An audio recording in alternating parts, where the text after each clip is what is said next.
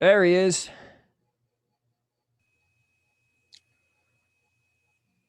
What's up, brother? Good afternoon, Ray. How's it going, man? Uh, dude, it's been quite the journey since the last time we talked. Well, I could say a little bit of the same for myself, I think. Yeah, well, hit me with yours first. I'm curious. Well, a few weeks ago, I basically put notice in my job and told them that I'm leaving. So my last day there will be on June 4th, which is my 36th birthday.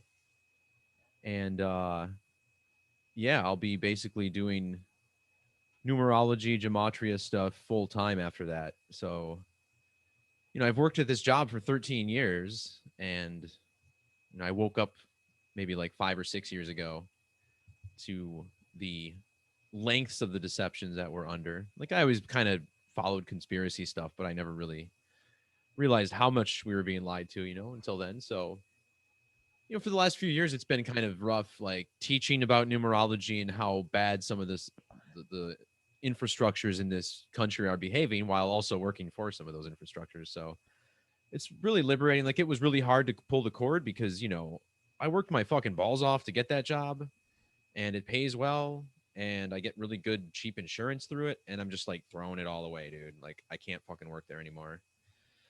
So, yeah, I'll be like opening up a Patreon, probably doing some sort of like website upgrade subscription service where people can access like better astrology and gematria tools and tables and everything, but like just charge them like a couple bucks a month or something. I'm going to start doing stuff like that. So I can spend all my time on focusing on this because this is what I want to do. So, uh, yeah, that's been my past couple months. And really, it's funny, like our interview uh kind of triggered like this week of synchronicity where it was just mind blowing, man. Like the news stories that we had were synced up to like every gematria decoder that I follow. I don't know how else to explain it, but it was enough for me to be like, oh, like I checked my age on this lunar eclipse. I told you about that. I was like, okay, this is too much, dude. Like, to me, it was big enough of a sign that it's like, okay, time to move on into something else, So that's what I'll be doing.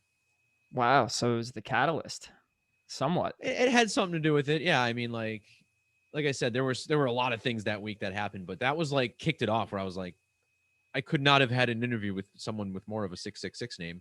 And now, how funny is it that my last day at work will be my 36th birthday, and 36th triangular number is 666. So it's just funny how it works out, man. Like I tried quitting on the day of the eclipse, but then I realized I would only have like 1.5 weeks to train someone in my role, which is not enough time. So we're going 3 weeks, and then it just happens to be my birthday. So yeah. Yeah, both of us got the whole birthday thing coming up, man. It's crazy. It's and I mean for a lot of Geminis, we talked about that. I've noticed a lot of changes like this in Geminis that I know. Like my best bud is a Gemini, and Did you hear he that? just had, huh? Can you hear my computer audio like when it does that? Yeah,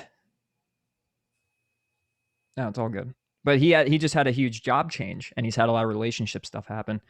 Uh, but you said the magic number, man. You said I've worked there for 13 years. It's another number that has been shown up in my life over and over again too. Because once you said the whole moon thing, I started doing my own gematria, and I found a lot. So I actually have some stuff I want to show you today, and actually that correlates with the 666 with the Bible.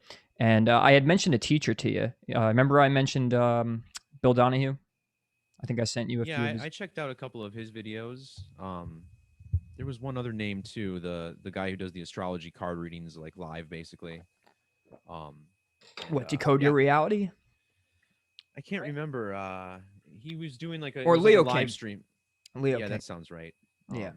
Yeah, so I checked out like one of his Gemini readings and got into it a little bit. I like the Bill Donahue stuff though. That was pretty cool. He's fascinating, man. And I actually, do you know Crow 777 and Secrets of Saturn? Yeah, like I know about him. I've checked out a lot of Crow's work in the past. Yeah. Yeah, I actually have been in contact with Rose, who's Jason from Secrets of Saturn. He runs that show, and that's his girlfriend. And I ended up having this whole synchronicity on Facebook. It was like 4:30 in the morning, and I'm doing my whole thing where I'm, my Gemini thing. I'm jumping around, and on Facebook, Crow's on, so I'm listening to the radio, and she ends up responding, like, because she does all the social media stuff, and it's Jason's girlfriend. And we end up having a little conversation. It ends up leading to her giving, she gave me her number, and she was like, "Oh, if you do a podcast and this and that, like, please send me your stuff." And yesterday I got a call, and I potentially could be going on Crow, which is incredible. So I've been really That's cool. gathering up all the like the information that I can, and if I get an opportunity to go on a big platform, I'm gonna expose as much as Gematria. I know Zach was on there, by the way, was on Crow. How long Um, ago was that? oh God, that was when I think Zach was just peaking, like not peaking, but starting to peak.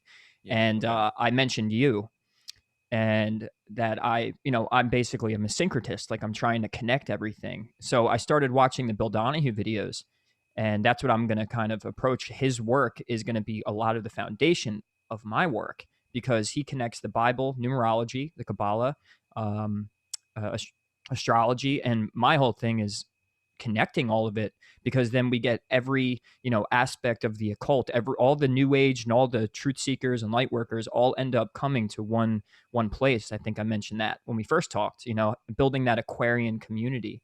And that's kind of like where I want to get at. And I think with you doing what you're doing right now, that's perfect timing, because I'm doing the same thing. All I want to do is music, and I want to seek for truth, research, and then, you know, um, congregate with my people. Yeah, I think we're in like kind of a new phase, sort of this whole truth thing, where we for years we've been talking about this stuff and the potentials and the dangers and all this, but for the most part, we could never really see it. It was just funny news stories and what. And then the floodgates pretty much opened last year, like the way they introduced this coronavirus stuff, and we all knew where it was headed right away, to vaccines and passports and lockdowns. Like, we all knew that right away. Here we are a year later, and they're still pushing this shit. But if this keeps going and they don't let up and they keep getting their way, and that's another kind of conversation I've had with myself, where I don't know if any of us really have any idea of how successful the coronavirus operation was. Like, we see that a lot of changes happen. They fucked up our inflation and whatever, and they're fucking up our food supply. But I don't think they got everything out of it. I mean, they wanted like 3-4 years of this shit at least, and they're already lifting mandates and stuff within a year. But um, what was I getting at with that? Um, oh yeah, we're in a new phase where it's like, now it's not just talking about what's going to happen or what potentially might happen, but hey, this is happening, how do we react to it?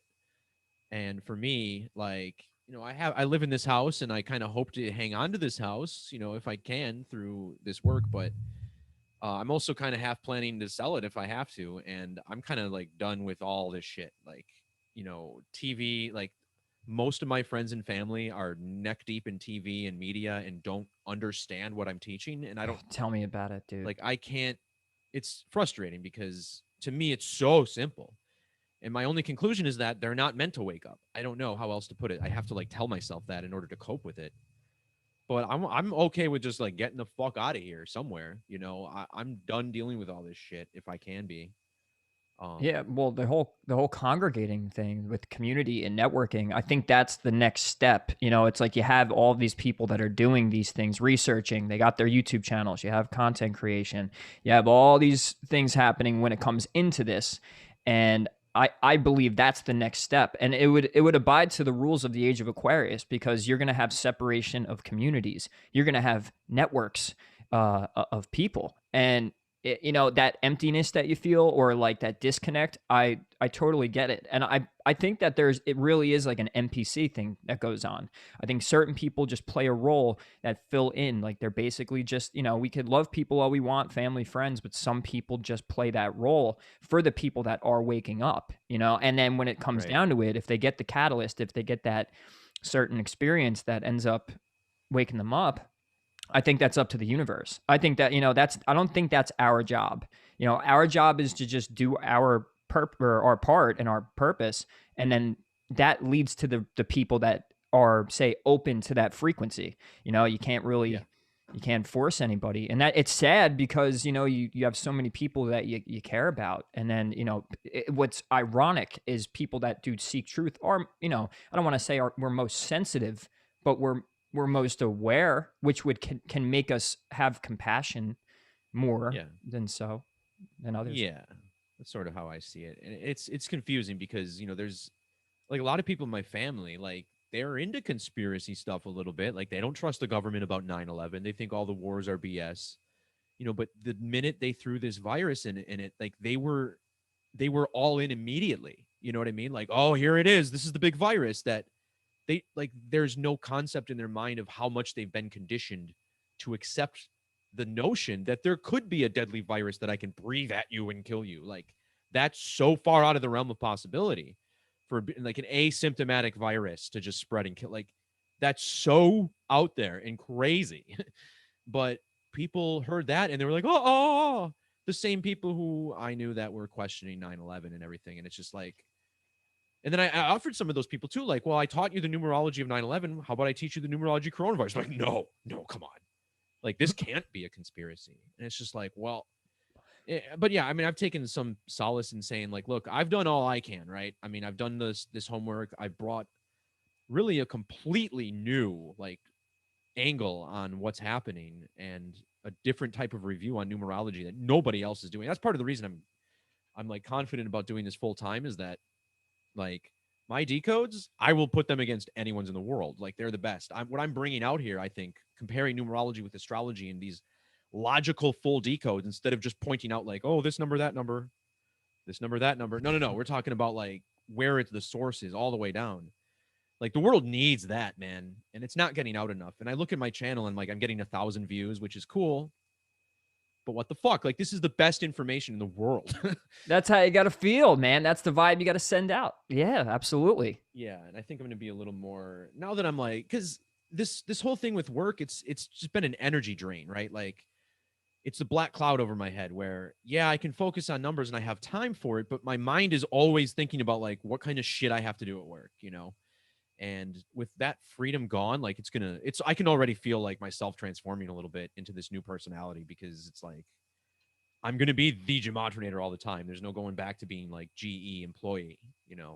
So And being in those environments, we already know that does something to your frequency. It does. It completely takes you out of your own reality. It takes you out of your own world. So of course, and you're gonna feel more strength because you're just ultimately connected to what your mind isn't traveling to things outside of your purpose. So of course you're gonna, and now you're gonna attract things even quicker. I mean, in all honesty, since I moved down to Florida, and I haven't been at that job that I was for 15 years. And most of the time right now from where I'm staying, I get a lot of alone time. I'm running into things quicker. Like I have easier access, and I think it's because when you don't have those outside vibrations and those distractions hitting you, the door is open quicker, man. You can run straight to wherever you want to go as long as you're not being impeded on from other people. yeah, I feel like that's kind of where this is all headed. I mean, for me, just the idea that I can wake up and like immediately focus on what I want to do. And the Mm-hmm. website, like as cool as my website is, it's nowhere near what I wanted it to be. And there just came a point where I had no more like creative energy to put into it because, work plus, like when I built the website, I never planned on being a decoder. I never really had that idea in mind. It was like, I'm going to give all these people who are doing awesome work better tools. Mm. And then similar to my job at GE, I realized, no, these people aren't using these tools very well. Maybe I need to do these, use these things and really show people what's happening because what I was seeing, nobody else was really seemed to be picking up on. So, I felt like the decodes were important enough to kind of supersede, more advanced stuff on the website. But with me, and I'm not really shy about, asking for support anymore because I feel like I've spent 4 to 5 years on this now. Like, I kind Oh, of you have a have to. master. Yeah, like I have like a master's in this. And, since I've quit too, like I've had a couple conversations with people at work who are interested in like, wait a minute, you're quitting to teach numerology? What? Like they're so fucking fascinated. So I've been having conversations with those people, and everyone I talk to who's open to it, there's mind bending stuff in every single conversation without exception. It never happens where someone's like, oh, tell me, like, teach me more about my numerology. And then I can't find anything interesting. Something is always popping up. Yesterday, for instance, I was getting my haircut. I got a free haircut yesterday because the hairdresser, who I know through my dad, she's like, oh, maybe we can trade, haircut for numbers. I was like, oh, okay, fine. And sure enough, her name in ordinal, her full birth name is 130. 130 is the one number I share in Gematria with my father, who I know her through. 13. Yeah, 13, exactly. And then I told her all the 13s with my brother. And then she said, well, my favorite number's always been 3. And I'm like, well, and it hit me right away. Like when I hear 3, I see the number 56 because that's the ordinal value.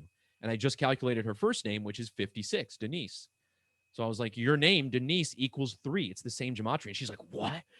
She just blew her mind. But that's 100% of the time I do this with people who are open to it. We find something like that. It's really crazy.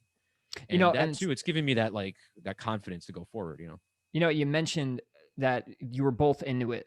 And it's a huge part of what me and Gio are starting to preach on our podcast is like you Yep. have to be if someone Emotion. yeah, like it feeds it, right? So like if someone comes on your, your channel or whatever, not even like if you're just doing numerology for people, if they're into it, they have now opened that access door to that stuff that you're talking about. If you get someone that's real stubborn or is overly left brained who kind of doesn't use their imagination well and they don't believe in anything and their emotions are kind of lackluster, the signal's weak. So you're not, because if we're all Right. antennas and you have people that are asking you for certain things, this is why I was always I'm not against tarot for anybody really. I'm not against it, but if you're like, I've always thought about this is the reader and their energy has an effect. If we're all antennas and the person's doing the reading for somebody else and they're having somewhat of an unconsciously bad day, that could kind of potentially mess it up because that the signal, we always have to think about the signal that we're getting. Why do we jump into a great conversation from the start? We hit record, we start talking. It's because those frequencies are open. We're accessing higher dimensional planes by even just being connected and knowing that we're both open to that frequency. Yeah, And and let's remind people too, we have the same gematria, 23, 95, like me yeah, and you, and in the Latin cipher, 1197 and 1198. So we couldn't be much closer in numbers. yeah, I saved all the stuff you sent me through the chat, and it inspired me to go check on things that I'm personally into and anything that could connect. Now, not to make this a gloom and doom thing, but my dad passed away on Easter, right? Yeah, I heard about that. Sorry to hear that. It's all right. The mourning process was pretty quick, and only because, thank God, I study what I study because I don't feel like he's gone. So like I don't. Sure. There's with the way I believe about energy in the world, and even if you want to call it God or the universe, I don't feel he's gone. And he was in a vessel that was suffering. Like he had, I think he had MS, and he did a lot of drugs and he drank a lot of alcohol, and he couldn't And even he's not walk. gone. You're right. I mean, we've No, we've discovered yeah, this, I think. I mean, best example for me, it's like I lost a sister-in-law to cancer when she was 37. This was mm. back in 2008. Dude, that number. Yeah. Sorry, finish your story. Well, 37. cancer equals 37, and there's been my other uncle Dennis. He died of cancer on a date with 37 numbers too. But My dad's Dennis. oh, There we wow, go. I know it's wild. But so which synchronicity was I thinking of here? Because there were Well, so many. cancer, 37. Yeah. Oh, I had a dream where it was like I was with my brother and my sister-in-law as if they were still together. And my brother's since remarried. It was a long time ago and everything. But um, and I just had it was just a very clear dream. And you know how it feels when you're in that situation where it's like that person's there as far as you can tell. Like there's no discernment between reality and fiction in a dream like that. It's like that was a visit with that person. Mm. And 2 days later, 3 days later, I realized that uh, they named a hurricane. They named it Laura on that day. That was my sister in law's name. And it was the same date. And the date was 21/8, the 21st of August, or I guess you could say 8/21. And my sister Laura died on 1/28, January 28th. So it's like there's no question in my mind that there was something deeper about that. That was a sign that it's like, yes, that was a visit. That wasn't just some random thought or feeling that you had about a person. That was a legit visit.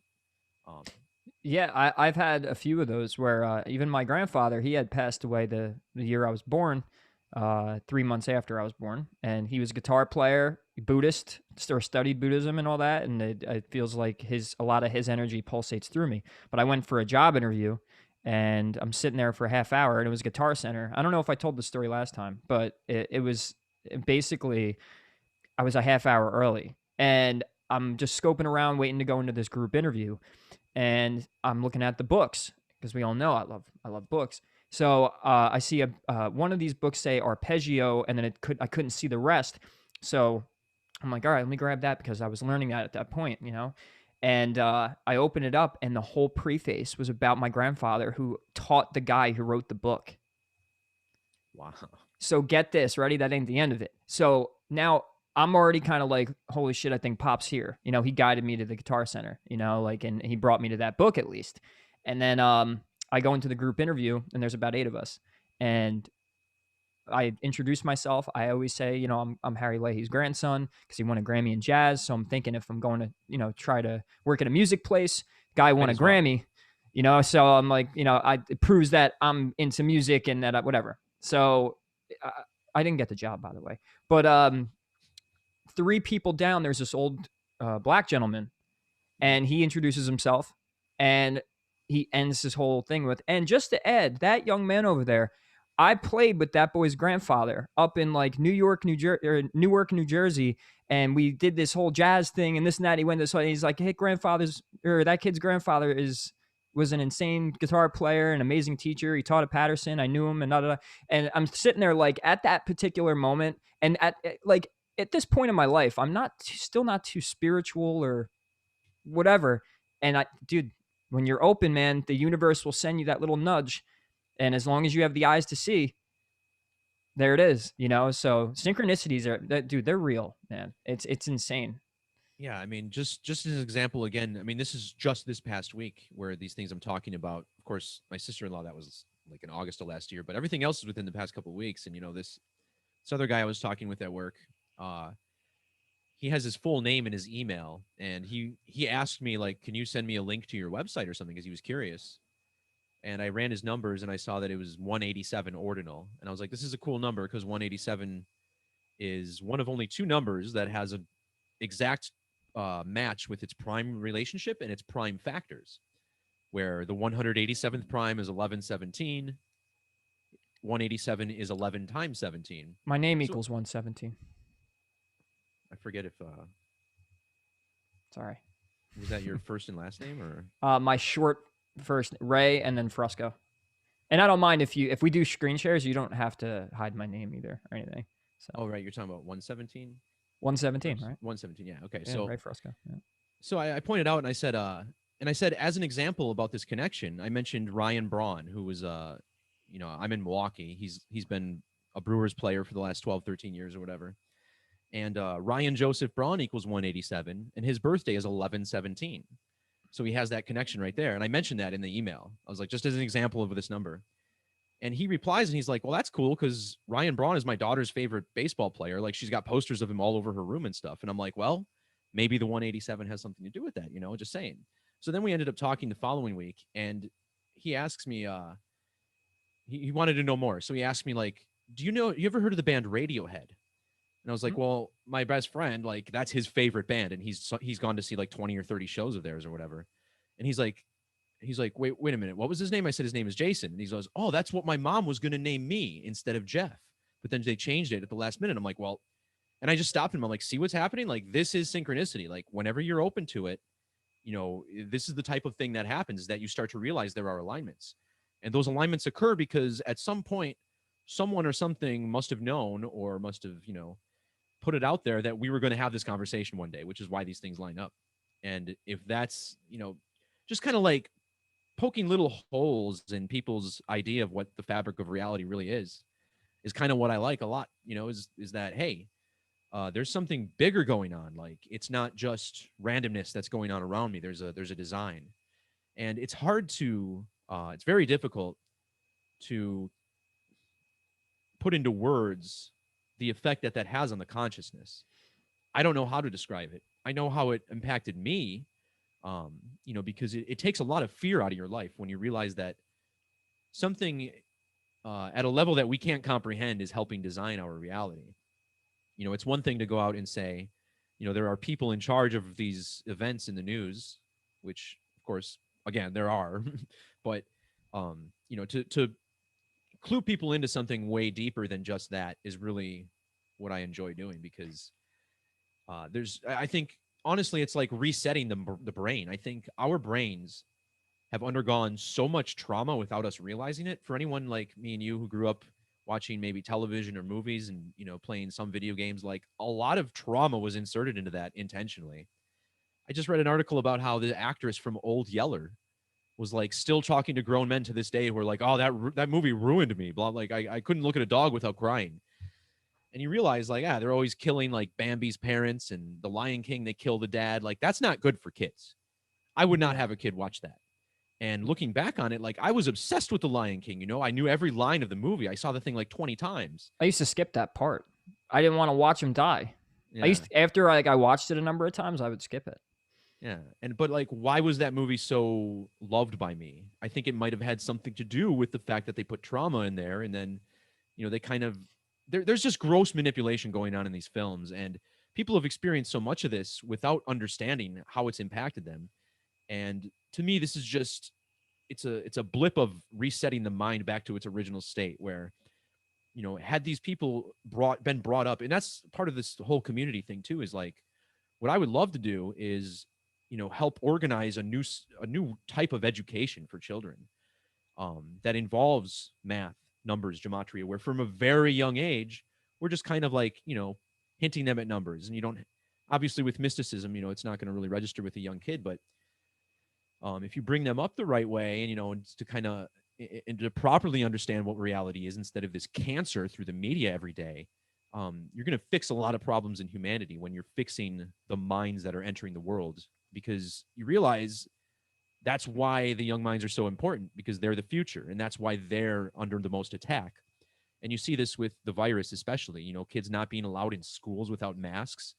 um, I don't know Psyop. how I don't know how parents, and some are, but I don't know how parents aren't completely losing their shit about this. Like, if I had a kid who was forced to wear a mask at 2, 3 years old during their peak developmental years, fuck that. That's not happening. It's never happening. So I know of a few, and it's ironic too, because you figure that would be the thing to wake them up, or to start taking things like this seriously. Like if you look at the system and look how yeah, thank you. ridiculous it Yeah, is. That's what freaks me out. Is it so, is the fluoride so strong in the Xanax and in the water that people don't, their pineal gland is so calcified?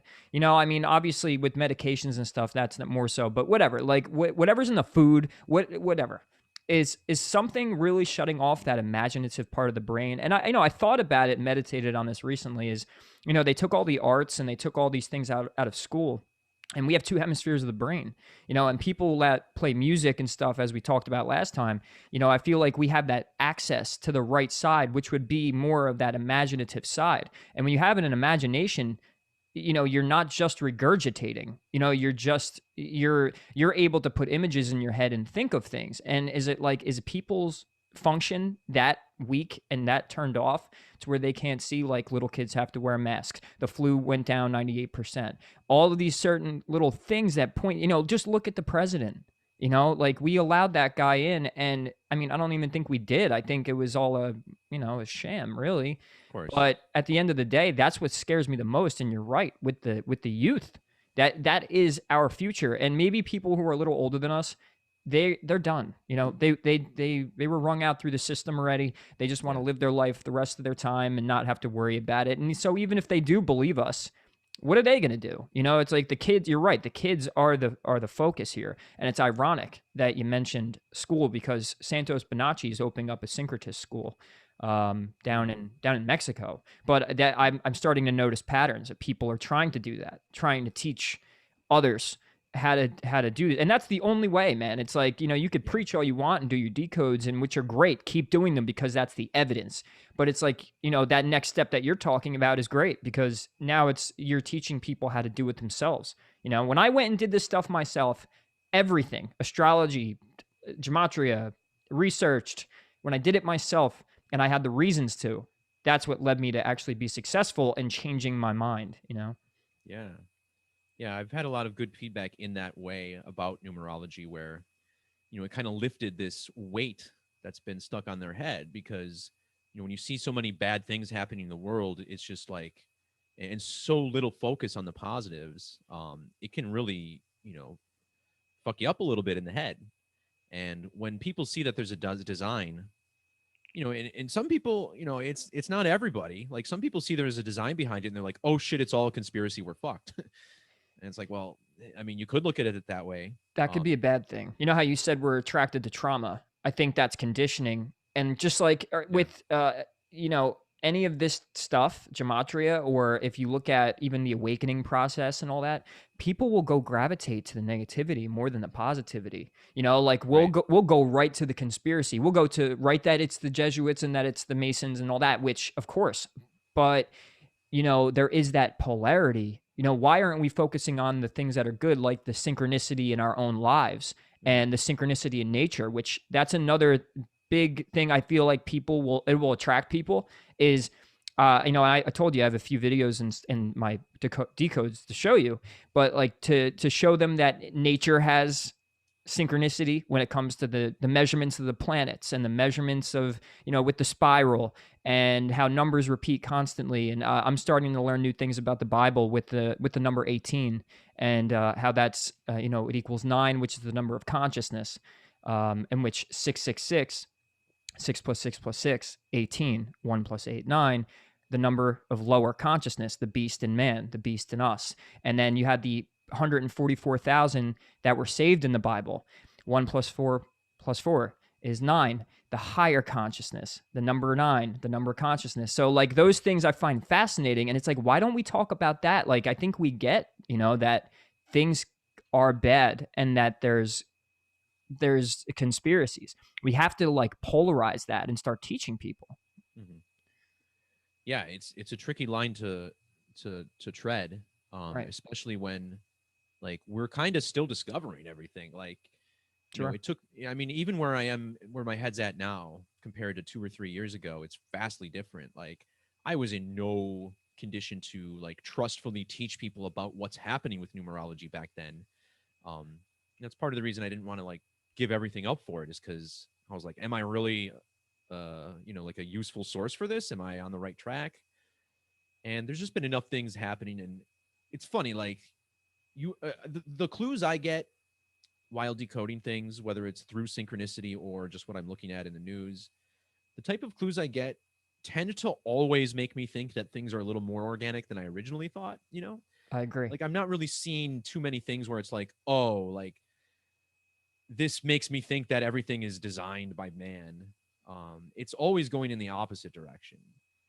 And I think by the time it's all said and done, man, I think I might have a very different perspective on some of this, and that, it's as if what I'm starting to kind of really believe now is that there's some group that has some sort of knowledge about the future of people's lives. They're able to read the matrix code, I think, to a degree, and just tell when people can die. And I think that might be part of this so-called alien, reptilian, Anunnaki, whatever you want to call it. I Whether agree with it's all the above, by the way. whether I it's think all the sure, names are valid. Do we know the exact definition of what went down, what they are? No, but we have a great idea of it. yeah, like could they be aliens, just shape shifting? Could it be humans with different DNA? It's not worth it for me to get into that stuff really, but um It's a long, dude, we did 3, 4 episodes and it's a long, deep, dark rabbit hole of kind of like getting at a place where it's like, okay, we have theories. yeah, and that's all you can really get there with it, which is why I kind of lay off of it, because I try to stay grounded in facts when I can, but Stay it's present. pretty tricky. Yeah, yeah. But when it comes to this stuff, it's like, okay, I mean, so does it mean that they're murdering people on these dates, or does it mean that they're really in tune with the code and understand? And after just 4 or 5 years of someone who, like, yeah, I learned about gematria, but nothing that some of what I teach is picked up on from others, but the general theme of what I teach on my channel is stuff that I basically discovered and taught myself with the help of others who were also, recognizing this and helping out. Hmm. Um, so it's like I'm already at this point after just a few years of, just digging in myself, where I'm realizing, okay, you can start to read things before they happen. Let me give you an example. Back in January, I started making predictions based on astrology, which I had never done before. Any predictions I had made before that, and my predictions are kind of vague. It's like, we're going to see a celebrity sacrifice on this date, and it's going to be connected to the eclipse with these numbers. And generally, I'm pretty right. And it's a very difficult thing to convince people of who are already skeptical, because it's like, well, you didn't predict who would die. It's like they're asking for something to completely blow their mind and just, make everything certain. And I think people want that with statistics too. They want a statistic that tells them it's real. They don't want to go through the work of observing and coming to the understanding that it's real. Well, They want processing. something to tell them. Right, but they only process Yeah. through the left. They only process through Right. regurgitation of things, not the imaginative side. That was my point before. Yeah. Exactly. These are book smart people generally who are in this, where, they read a book that said, oh, if amazing coincidences don't happen, then it would be amazing. But for amazing coincidences to happen with everything we see all the time, like, that's obviously, I mean, it's actually laughable, the idea that people think I'm crazy and I've just like gone into this thing. It's sad, but whatever. I think that means you're on the right path, because everyone else is crazy. It goes back to what I just said with the COVID stuff. It's like, if you can't watch the world and have a question. That's it. And of course, if you ask questions, now you're a conspiracy theorist. You can just ask simple facts, simple facts, simple questions. And now you're questioning against the authority, which means that you're a rebel and you're, an anarchist, and you want to bring anarchy to the world, and whatever. It's like simple questions. And if people can't get past that, then yeah, I mean, like, let them call you crazy, dude, because the whole world's lost their mind. Right. Yeah, I'm fine with it. I mean, I got over that shit a long time ago. Us Geminis are a little more sensitive than people think. We care. Yeah, no, it's true. I mean, it does hurt, because these are people that I, built friendships with over years and years. And for them to simply not only discredit me, but like attack me personally. Like, I had one guy like texting myself, like, I blocked him on Facebook because he was just messaging me over and over. He starts texting me on my phone over and over, like 12, 13, 14, 15 texts. I'm like, stop it, dude. Like, he's sitting there telling me like I'm going to be responsible for the death of innocent people because blah, blah, blah. And I'm just like, fine, because I'm running math, because I'm showing people addition. Like, wow. How did he wait, so did he say that because that he was implying that you'd manifest it by talking about it?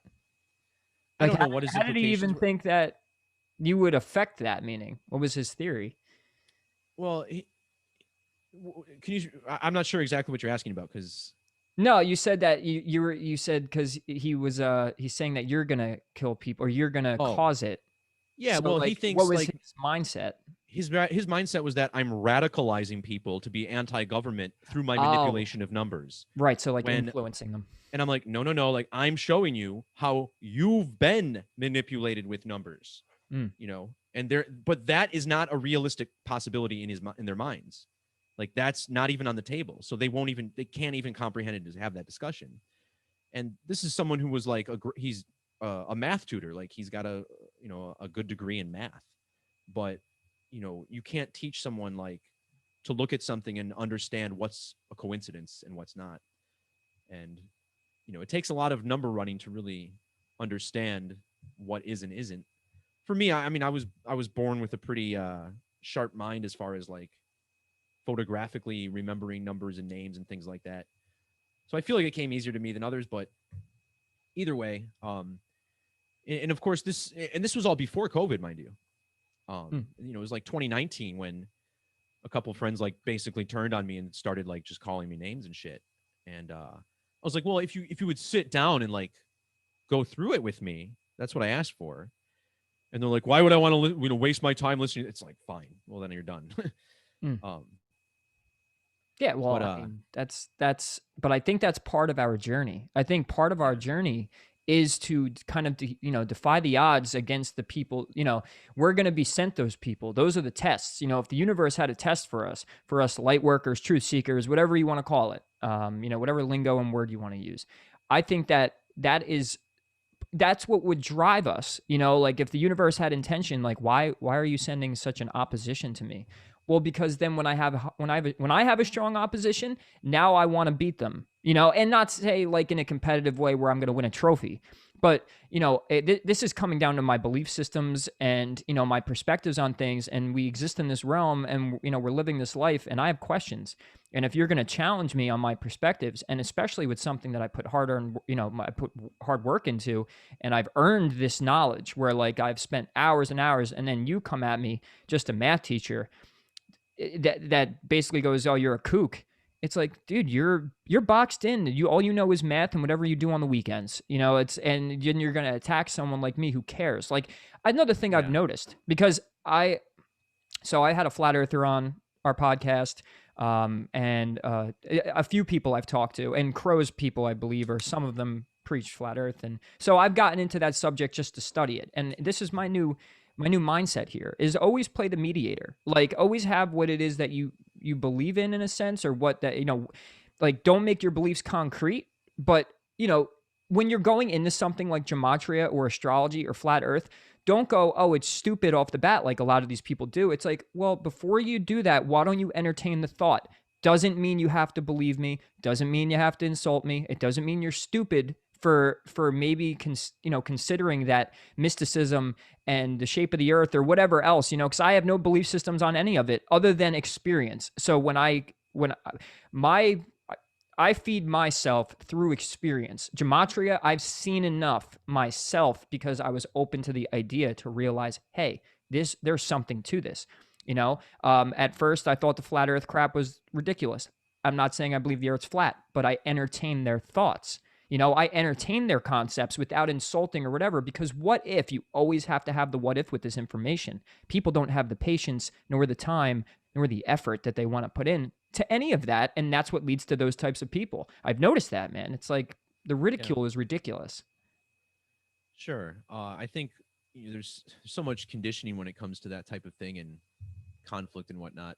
I feel like some of these social media things like recognize when you're in conflict and then promote that people's posts, like Oh, yeah, copy yeah, and yeah. paste. Traction? No, there's Yeah. definitely some algorithm and traction for drama.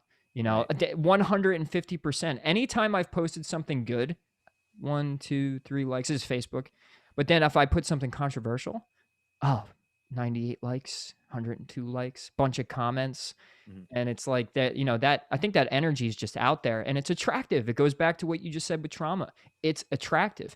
And if I had to think, what's the conditioning of that? Well, when I was growing up, I was in competition with kids with grades, trying to, fight over spots on a football team or baseball team. What side of politics am I going to choose? We pick our teams. We pick our teams, and we pick they say, all right, choose a belief system, stick with that, and see what happens. And then there's going to be people that, whatever, but that competitive nature comes in, and it completely gets like, beliefs should not be about competitiveness. It should be about learning and kind of speculating. Play the mediator always. Why get competitive about what we think? That's ridiculous. Sure. And I do find things like flat Earth to be some of the most fascinating because personally, I don't understand why people are still into it. Like, hear me out. It's something too that people will still comment on my videos about it. Maybe I'm a little salty to it because of this. No, it's all right. But like I when, yeah. but like when people, a lot of people come into Gematria for the first time and they're like, oh, like that's this must be the flat Earth community, blah blah blah, and it's like, no. And No. my first reaction when I heard that people were making flat Earth videos and people were buying into it, my first reaction was like shock. I was like, there's no way people actually believe this. And I was watching the videos. I'm like, these people, I couldn't tell if the people making the videos actually believed it either, though. That was what bugged me. And I I felt the watched, same way. I did. yeah, and I think some of them are really bad manipulators. And I watched, I don't know, man, 20, 30, 40 hours of flat Earth stuff back in 2016 when I was first getting into this because I didn't want to just discredit it because so many things had fallen There you for go. my, Right. So you I gave had it a this chance. view of the world in 2014, 2013. By 2016, that view of the world was completely different. So I had to look at it and think like, wow, what level of deception is this? And a part of me was like, man, what if this is true? This would be like the coolest fucking secret to know. Right? So Would be. I started looking into it, and there was a certain point where I just realized, like, no, dude, this is not right. Like, this is bad. This is not good. It's dividing people to an extreme amount. And here's the thing, right? It's like my initial reaction when I heard this, like I said, it was shock, and it was like, who are these dumb people? That was my first instinct. And I put that aside and I went in, and now I don't think people are dumb for thinking it anymore, because there's so much out there on it that part of, that fact alone, I think, is what gets people, is that there's so many people making these long videos about it, where it's like, oh, it must be true. But look at the evidence closely, man, and look at those who are also saying the earth is like a globe, and I'm it's just not biased. there for me. Yeah. But right, and that's my point. And that's kind of what But Gio and I, we want to, that's the role we're playing. Instead, we'll right. bring you on. But that doesn't mean that it's about beliefs. It's about, hey, hear this guy out. Just in case he does say something that triggers like, oh shit, that's a good question. And if Yeah. there's unanswered questions, that means we haven't figured it out yet. And that's my whole Yeah. mindset. I wouldn't have stuck with the Bible study and all of this stuff if I didn't have that mindset of being unbiased. You have to be like that. But it comes back to the programmed masses, is they will say something like the flat earth. They think it's ridiculous. But then this is associated with it. That's you're proving my point with Yeah. that.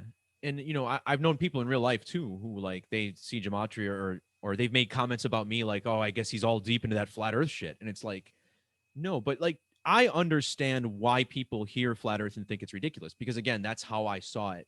So the idea that flat earth is this big divisive thing, and I don't know how divisive it still is. I think there's a lot more important things going on right now, but for years within the truth community, like, you could not get on the same page as someone else who had a different idea of it, because one side of it, like my side, the people that I know and in real life that I've talked about this with, like, the idea that the earth is flat is incomprehensible. Like, it shouldn't be possible. It's not possible. And in most people's minds, and that's the thing, it's like, so many people think that everyone who believes the earth is a globe thinks that because they were taught that.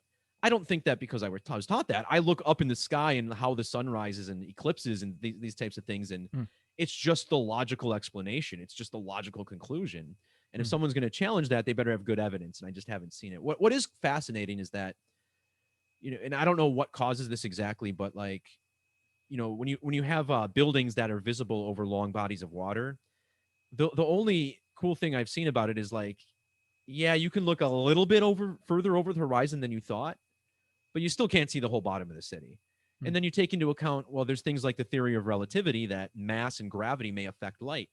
Well, if there's so much gravity on Earth, if there's so much gravity on Earth that it's keeping us here, can't it also bend light around it just a little bit?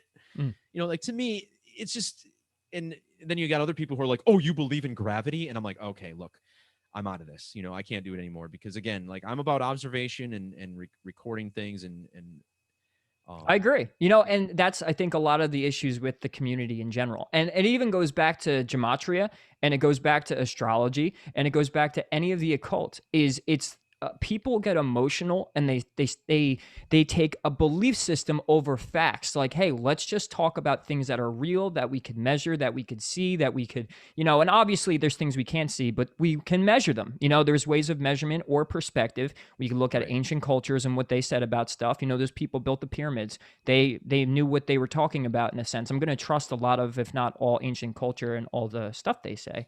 And with some of the flat earth, they claim, that God built it in the firmament. But now I study the Bible, right? And it's from an allegorical sense. And, it says it's we're in the firmament, and that could, and we might be, right? But the thing but you have to just take it with a grain of salt and keep going. That's my issue. People stop at yes or no. They're proving their point, and then they kind of don't listen after that. And so what I kind of want to do, and my main focus with all of my stuff, with what I'm doing with the Daily Transcendence, but I'm starting, like, this was going to go on the podcast, but I'm making my own channel for Paradigms Productions. And I want to really play a mediator. Like, there's a judgment-free zone when it comes to things, and I want to ask the questions myself. But without a challenge, like, just explain your perspective. And then if I have a good question, I'll ask you. But I think that's where we need to be if we want to come together, is my point. I think this eventually has to be done. If we want the truth community to come together, is like, we have to hear everybody out and truthfully hear them out instead of immediately jumping. But I totally get your mindset. And you said you gave it the chance. That's the point. That's fine. And you don't judge them for it. You think the idea is ridiculous, but They Well, believe what they no, believe, you know? here's the thing is that you realize the manipulation is, they're taking things that they know we're going to disagree about and making them issues. Sure. And I will contend continuously that a lot of the people who are teaching flat earth are being paid to do so from a source that's not just their own, research or Psyops. whatever. Yeah. Yeah. But here's the thing, it's like people who uh have bashed me for not believing in flat earth, like, again, they don't understand that I don't think that because I was taught it. I think it because it makes sense to me. It's logical. It's the only thing that makes sense. Sure. Whereas people who are in my group, they look at someone who believes in flat earth and they're like, what? You don't have that part in your brain that makes it obvious that we're on a globe? You're an idiot. Like, both sides are like, just think the other side is so stupid. And there's Right. no getting through it unless you actually have some sort of conversation with observation. Mm-hmm. And that's what I see. It's like, and honestly, too, the people who have bashed me for not believing in flat earth tend to be the most like awful people and lobbing the most awful insults. No And one it's just, deserves to be bashed for their beliefs unless your beliefs are kind of like in against like the flow of nature in a sense when it comes to like if you're not hurting somebody with your belief. Like, all right, my grandparents believe in so they're Christians, so they have a belief system about Jesus and all that, right? Now I study a lot of allegory, and a lot of my, say, if you want to call them beliefs or speculations, say that that's a story of the sun traveling through the zodiac and all these other things that can be presented allegorically. Now they can come at me with these facts that there's historical things and that there's things on earth that prove whatever, and cool. And I always hear it out. But then I always have my foundation, but you'll never catch me going, they think they think snakes talk.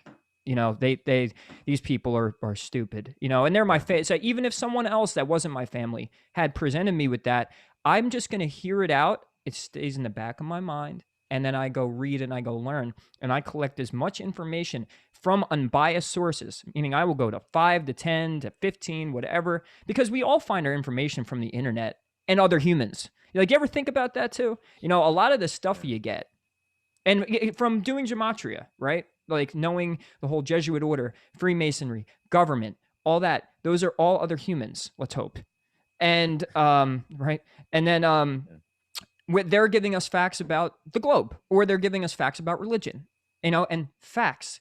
So another human's telling you something, question it. Don't right, just bow down to whatever your source is. Keep going. I can't stay in the cult mindset. Like, right, I watch this guy and he tells me things and I'm with him. It's like, well, no, you can agree with him, but build your own foundation. Go do your own research.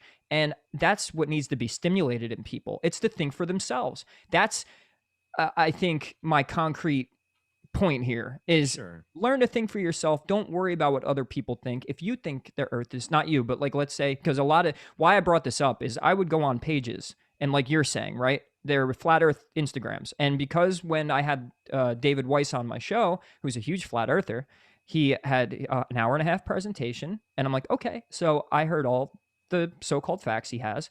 Let me go do my own homework. So I started following social media pages and I started with an unbiased mindset. And I'm going on the comments, and dude, they're evil. yeah, Like, it's bad. fucking evil. And it's so childish and stupid. It really is. Like, if you think you're smarter than someone because you got information from another human being and you happen to know to regurgitate that and you haven't thought for yourself, like, just shut up. Like no one really cares if you have a really funny insult to call someone, a clown with the emoji and whatever. It's like, dude, like a 5-year-old with an iPhone could put clown on and it's like people feel so like feeding their ego. It's like, hey, aren't we on the path to discover truth together? Like, where is the community here?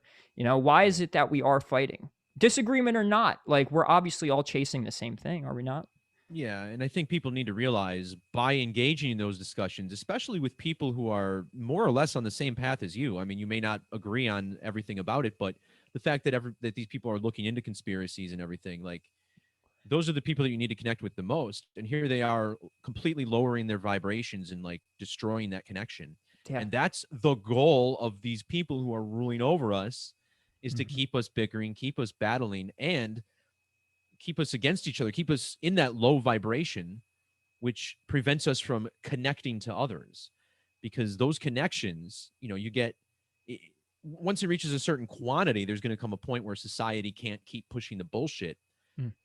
And part of the reason I still do the work is I don't think that's out of the realm of possibility. I mean, more people are waking up. It's not like people who are waking up are suddenly looking at the news and being like, yeah, maybe coronavirus is that bad. Maybe it's not just the flu or whatever. Yeah, I mean, once you kind of see what's going on, and especially now that we've given people tools to understand more about what's happening, even less of a chance for them to go back and think, and fall back into that mainstream mindset.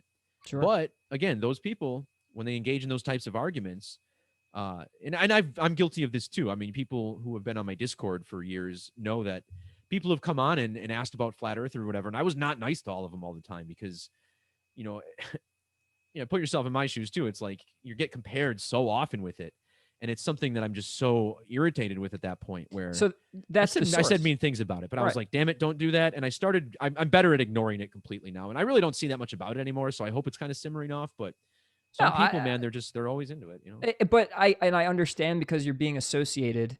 Like, put it this way, right? If I tell someone that I study the Bible, Yeah. immediately they think I'm a Bible thumper and that Right. I like, and that's not the way I study the Bible. Like I'm in a certain sector of the truth community with what I study, and I, I have certain outlooks and aspects, and then I'm going to be associated. And so when people do that, I start looking at religionists like, dude, these people are so brainwashed and whatever. And you start saying, mean shit. And I think that's a part of it. I mean, getting angry is a part of life. And I think getting triggered is going to lead you to actually go find the thing to prevent you from getting triggered. So if you're getting triggered calling flat Earth and eventually you're fed up, it's like, well, let me do a fucking decode explaining why everything's the globe or whatever. My Yeah, whole yeah. mindset too is because I don't blame people. It's like when they do these so-called experiments with, the double slit and the particle, like when you look at the concept of particles, they're like little balls that are solar systems, as above, Right. so below. So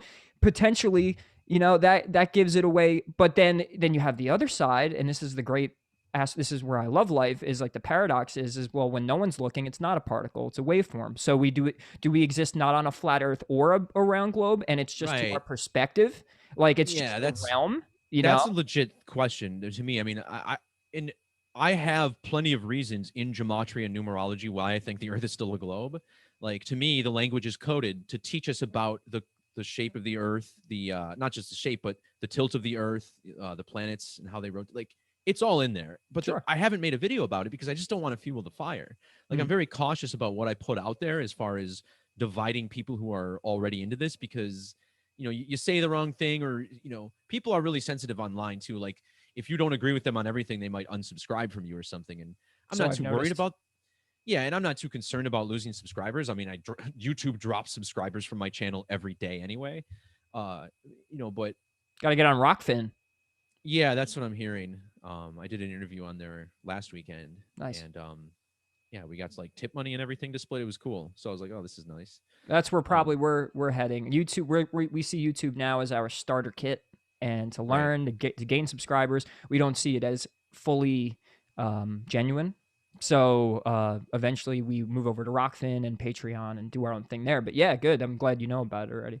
Yeah, it's kind of what I'm looking at YouTube for too, is doing like short numerology decodes where I just kind of peek at the numbers and mention a couple things and be like, hey, for the full decode, for how this relates to other things, come over here and away from this mainstream stuff. But since there's so many people on YouTube, it doesn't make any sense not to have something on there, because the odds of you pulling in new eyes are still there. And despite all the changes they have made to their algorithms to prevent content like mine being spread on the recommended and all that, one video of mine recently caught fire again on the algorithm. And funny enough, it was a video I made in April of 2020, over a year ago, and it was the one where I talked about the number 666 and how all the global organizations that are pushing the coronavirus agenda are all coded with 666, down to Bill Gates and the foundation with Melinda.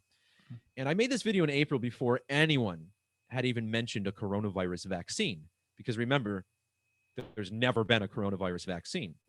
So I made this in April, and now that the vaccines are being rolled out, people are starting to look for more information. I guess my video started to get found more.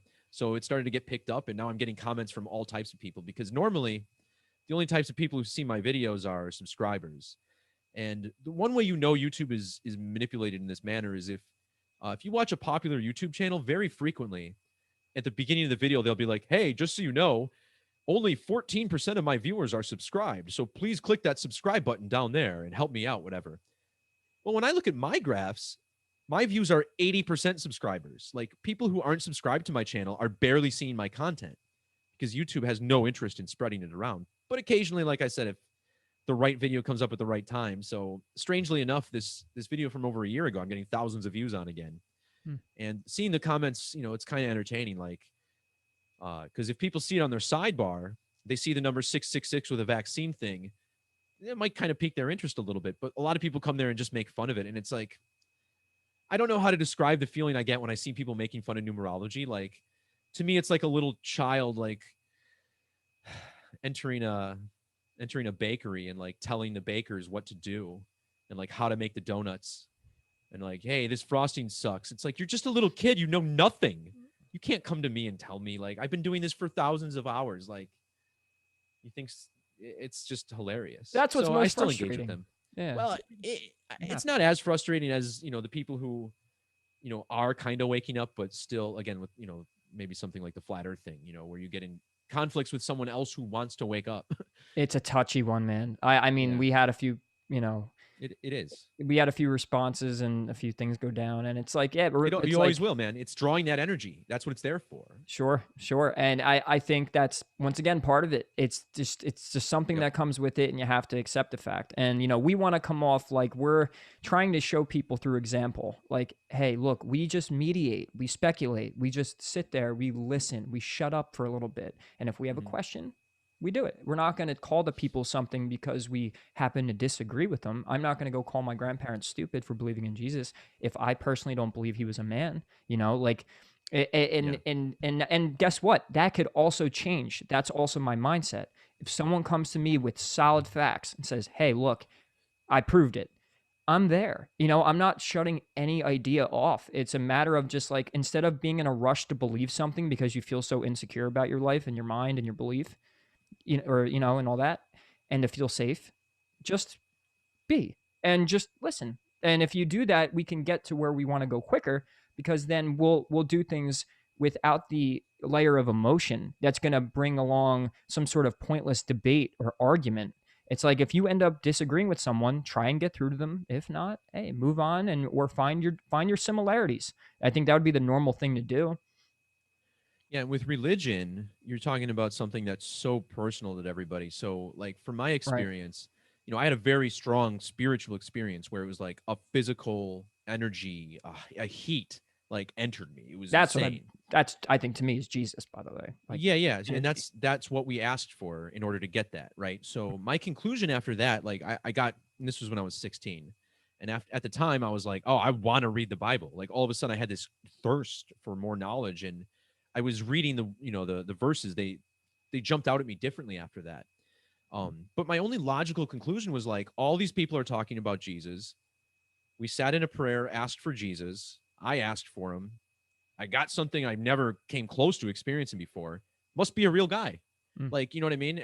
I think that's how a lot of people see it, is because the experience is real. And by you questioning whether or not the person was real, they feel like the experience is under attack. But it's not Sure. necessarily the case. Yeah. Is that, we're just looking for the truth. Yeah. And the truth could be that Jesus could be, you look at the fact that Jesus equals 74, for instance, and the way people are gravitated to certain numbers. Like I said, everyone I've met who's told me they have a certain favorite number, it's related to their birthday in Gematria, pretty much. I mean, in some roundabout, but usually very direct fashion.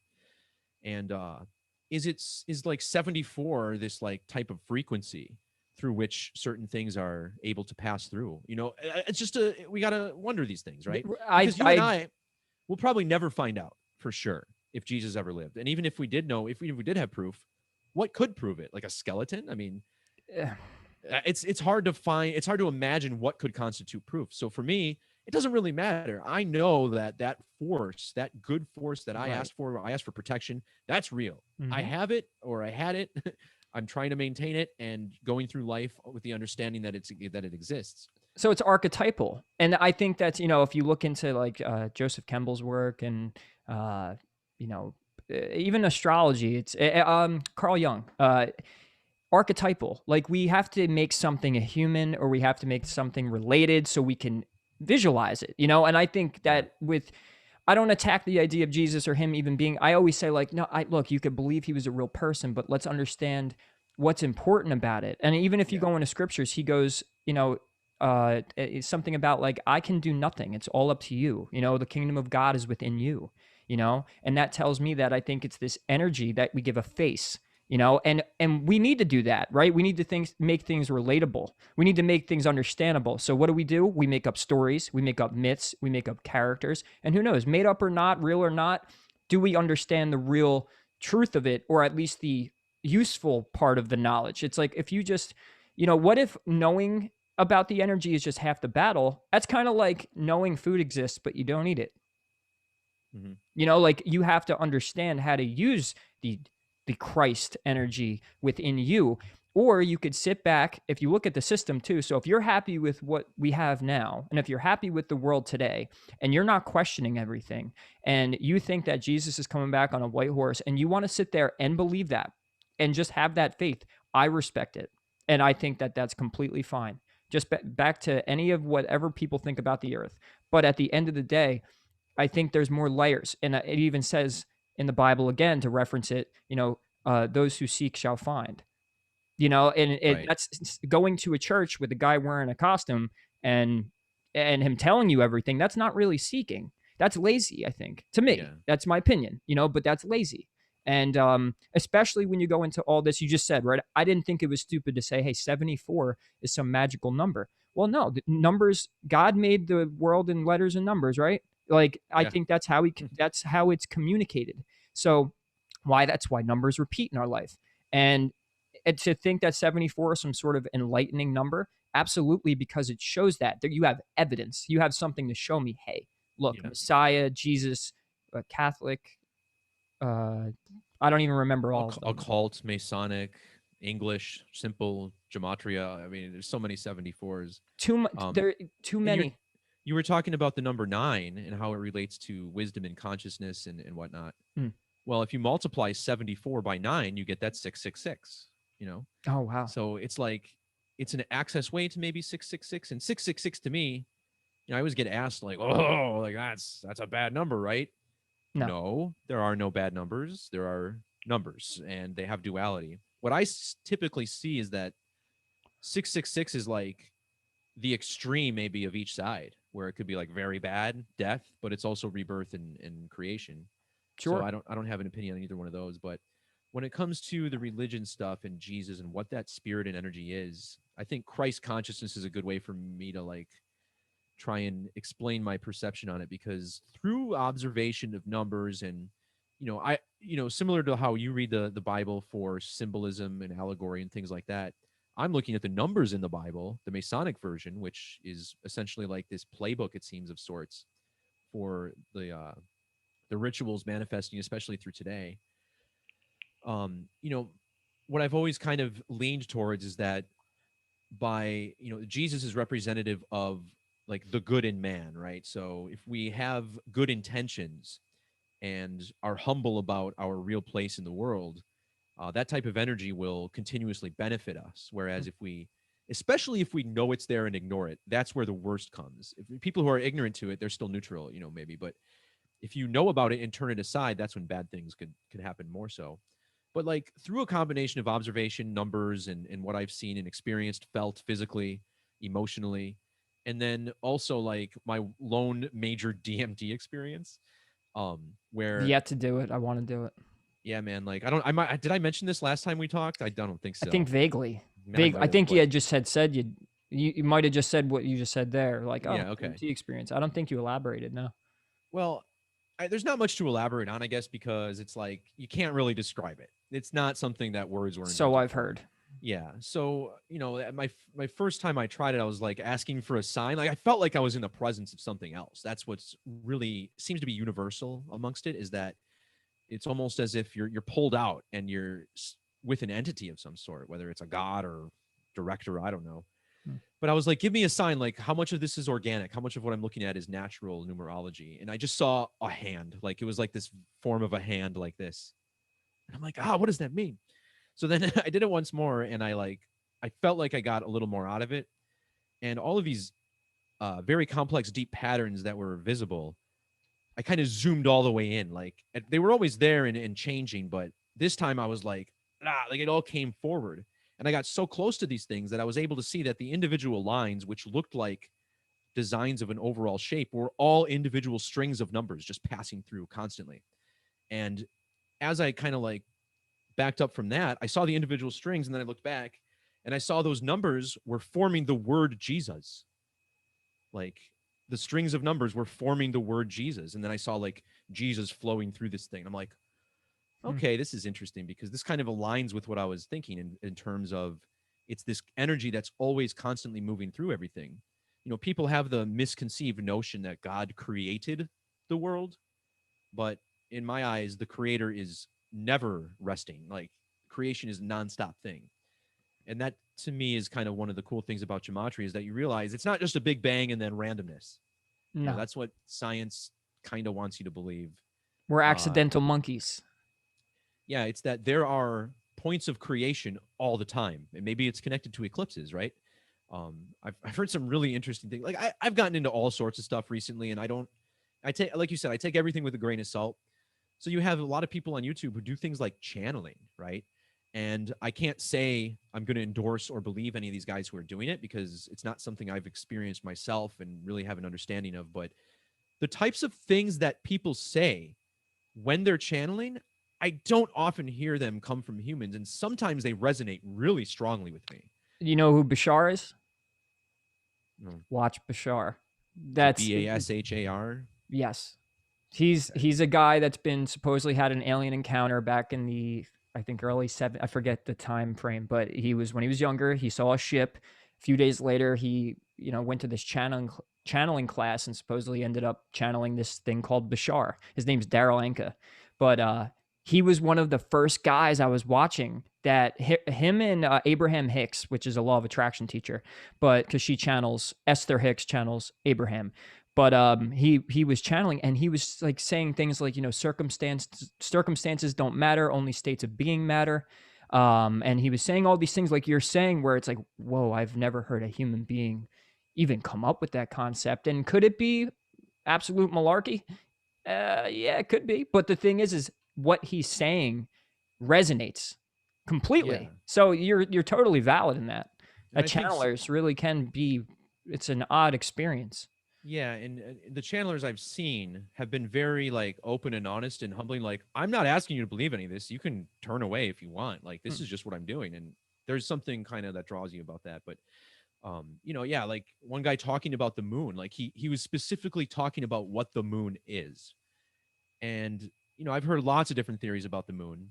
I have my own, and I just never heard something align with what I thought about the moon so well, like spoken before. It blew my mind. Do you mind Essentially, he's sharing? yeah, sure. He was sharing. This is something I totally believe too. Is that the moon is, of course, not a natural satellite. It's not a planet that Earth captured. It's not a piece of. I mean, how do people even understand that? Oh, it's a piece of the Earth that got hit by a comet. Well, why is the Earth so round and like what the hell?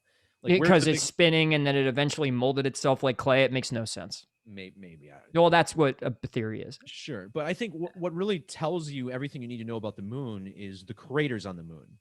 I mean, if you had the idea that asteroids are constantly pelting the moon, you would have craters of all different shapes and sizes. But no matter how wide the crater on the moon is, they're all the same depth. Those aren't asteroid hits.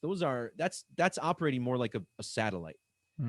So I have no question that the moon is an artificial machine to some degree, whether it was placed by the creator or by races or whatever. Because to me, Earth, and this is why, again, I'm not angry at flat Earth people like I maybe used to be, is because I do see Earth as a potentially self-containing system and the center of our matrix. Our matrix meaning, in this Hmm. term, the whole universe, really. Yeah. Is that this Earth is the machine through which everything operates. Like this is the central focus point. That doesn't mean we don't orbit the sun because I think we do. That's pretty evident. But it's all for this. I kind of have that idea about things. Well, you know about the chakra systems. Yeah, let me finish the moon first thing. Yeah. If you don't Sorry. mind. Yeah. Well, because the Earth and heart are anagrams of each other. So, Exactly. Yeah, and it's like the womb, the matrix itself. Like, yep. Heart of chakra. course, right? Bingo. Mhm. So essentially, this channeler said that the moon was placed by some ancient alien civilization, and that it's a soul reincarnation system. And that I already agreed with, because I've done work on this before, where I think movies have hinted us into the idea that reincarnation is always happening on Earth. If you watch the film 2001: A Space Odyssey, which is a highly occult themed film. I mean, you have the 2001 World Trade Center attacks attributed in it several times. In that film, it ends with the guy getting to his destination, which is Jupiter in the movie, but Saturn in the book. And he gets to Jupiter, and all of a sudden, he quickly turns into this old man. And then through the monolith that continues to appear throughout the movie, which represents evolution, he comes back, and where the camera pans up, you got to watch the final scene of Space Odyssey if you haven't. I'll watch it. Yeah. Camera, the camera It's been pans a to the long time. moon. Mhm. Yeah, the camera pans up to the moon, and then it shows the Earth, and then it like looks at and then all of a sudden the guy on the bed is now a baby. Like the old man on the bed is now a baby in a womb, and then it cuts back to the moon, but instead of the moon, it's a baby, and then the baby's looking at the Earth from outer space, and then the movie ends, and I'm like, oh, Yeah. I don't even remember that. is this a reincarnation riddle? And while you realize reincarnation equals 69 and 210, and think about the number 2001, 21. Yeah. It came out right before 69, and it's 33 weeks before. It's a reincarnation riddle. They're trying to tell us about this. I have little question about this. So what was Oh, interesting about this channeler, what he said that I never thought of before, is that what the moon is doing is after we die, this is so out there, I don't know how true it is, but he says after we die, the moon attempts to capture the soul and return it to Earth. So most people see after they die, they see the bright light and they're like, ah, the bright light. And they walk to the light. And however, that light is the moon. There's another dimmer light to the side. That's the sun. But you got to know about it before you get there. If you get to the sun, then you go through the life review process. You might not have to come back. But if you go to the moon, you're getting shot back to the Earth no matter what, because that's what the moon is here for. It's to capture souls into this perpetual plane of suffering. And that, assuming that we continue to sin and cause more suffering for others, it's only going to continuously make the condition on Earth worse and worse and worse. So whether or not fascinating. that's true, I don't know, but it kind of fascinated me in the sense that, wow, like that resonated on a level with me. I don't know how true it is, but clearly the moon is associated with death through what I've been examining with Gematria for so long, and how they even released the vaccines. And again, I made this video in April of last year talking about how the coronavirus is connected to the corona of the sun. And right now in America, we're halfway between the two eclipses. Well, the date that they rolled out the vaccine was the exact halfway point of the two total solar eclipses, which was the date of the Argentinian eclipse. And of course, the Pope, the Jesuit, the first Jesuit Pope from Argentina. And Revelation's a big thing with COVID-19, and to me, the Jesuit order is symbolically synonymous with the synagogue of Satan. A lot of S's I just said there, but I think it's kind of how it's designed, right? I mean, and you see this like where we had the first Serpent. Jesuit. Yeah, we had the first Jesuit president. We had the first Jesuit pope. Like the Jesuits seem to be rising to power here in this end times riddle, which is COVID-19, which has the matching gematria with Revelation. But yeah, man, I've seen enough where, especially over the organic stuff over the past couple months, where it's like, I believe more and more that this type of thing is possible, that there are maybe not beings, but certain energies which are being funneled through people that are helping us wake up. Because, I guess it's hard for me to have any question that with the merging of technology and the human mind, I'm not talking about Neuralink, but just being able to use computers to learn things quicker. Like we're reaching a new point in humanity and humanity consciousness. And because we are elevating our minds, reality will respond with what we're looking for. And if we want to know more truth, think about how like our grandfathers and grandparents and great grandparents, were they having these types of discussions? Were they asking about like, manifestation by numbers in the matrix? This is not stuff that people used to talk about. This is all new to humans. So if we're still able to discover something new like this, who knows what kind of new thing can be delivered to us through the channels of creation and manifestation. Sure. Sure. And I And think, there is. Sorry, finish. Yeah, no, it's just clues about like the moon and the sun. You know, maybe that's the Matrix's way of getting us that information, because it's not just going to show, like, no one's just going to show up in our bedroom, you know, in some kind of ghost form and talk to us. It makes more sense that these things would get channeled through humans, in the same way that people argue, hey, medicine is an extension of God because, you know, God gave people the ability to create medicine, so you should use it, which is what some of the pro-vaxxers are trying to use. You know, like, hey, God gave us this ability to give vaccines. Well, God gave me the ability to tell you guys why you shouldn't take it. So who's Yeah, right? right. You know, Well, it's like, and it's a form of alchemy too. So I mean, you're alchemizing. You're not, you're doing something that actually isn't natural in a sense. A natural everything's natural, but you're tampering with nature, and you're actually kind of like as if God gave you a painting, and you're like, well, actually, let me add a little yellow here and there. And I don't think God would like that. You know, I mean, at least right. that's my Well, speculation on it. And I've really haven't seen many good. I've seen good things come from medication. I've seen people that yeah. need anxiety medicine, uh, whatever. Like I Oh, think there's I a time agree. and Yeah. place. There is a time and place. But when it comes down to it, I do think it's our food, our the food for like what we think, our belief systems, other things affect it to where maybe a lot of people don't need what they're taking, and it's a simple fix by a simple mind shift. You know, like I don't Sure. think it's do some people have genetically, predisposed conditions? Yeah, absolutely. And who knows what that could be? Whether it's a contract they signed before they came here to play a catalyst for other people to go do. Like I always thought, as people who come here to suffer actually have a bigger purpose than most, because they're, if a child comes here and dies at the age of 7 from cancer or something like that, maybe that child was meant to influence the parents, or to influence the people around Absolutely. them, or to insert into 100%. you know what I mean? Like, so all of that could play into it. And with the moon thing that you're talking about, there's even theories about Saturn and the moon connecting, because they share the same, talk about numbers. They actually share similar, oh man, I forget what it is. 29 and a half years for Saturn to orbit the sun, and 29 Yes. and a half days for the moon to orbit the Earth in relation to the sun. Yeah, and they're saying that the rings of Saturn can technically be frequencies coming off the planet, and then what the moon does is it deflects and kind of, because it's feminine, so it's magnetic, so it Yeah. takes in the sound frequencies and then puts this reality over the Earth, and Right. puts us in a certain frequency. So I don't think it's a silly idea. On top of that, that you mentioned the sun, if you go towards the sun, Santos in a podcast with Sam Tripoli, he had talked about how the sun is where all the souls come from, and that there's two places, two Well, it's times of called the soul.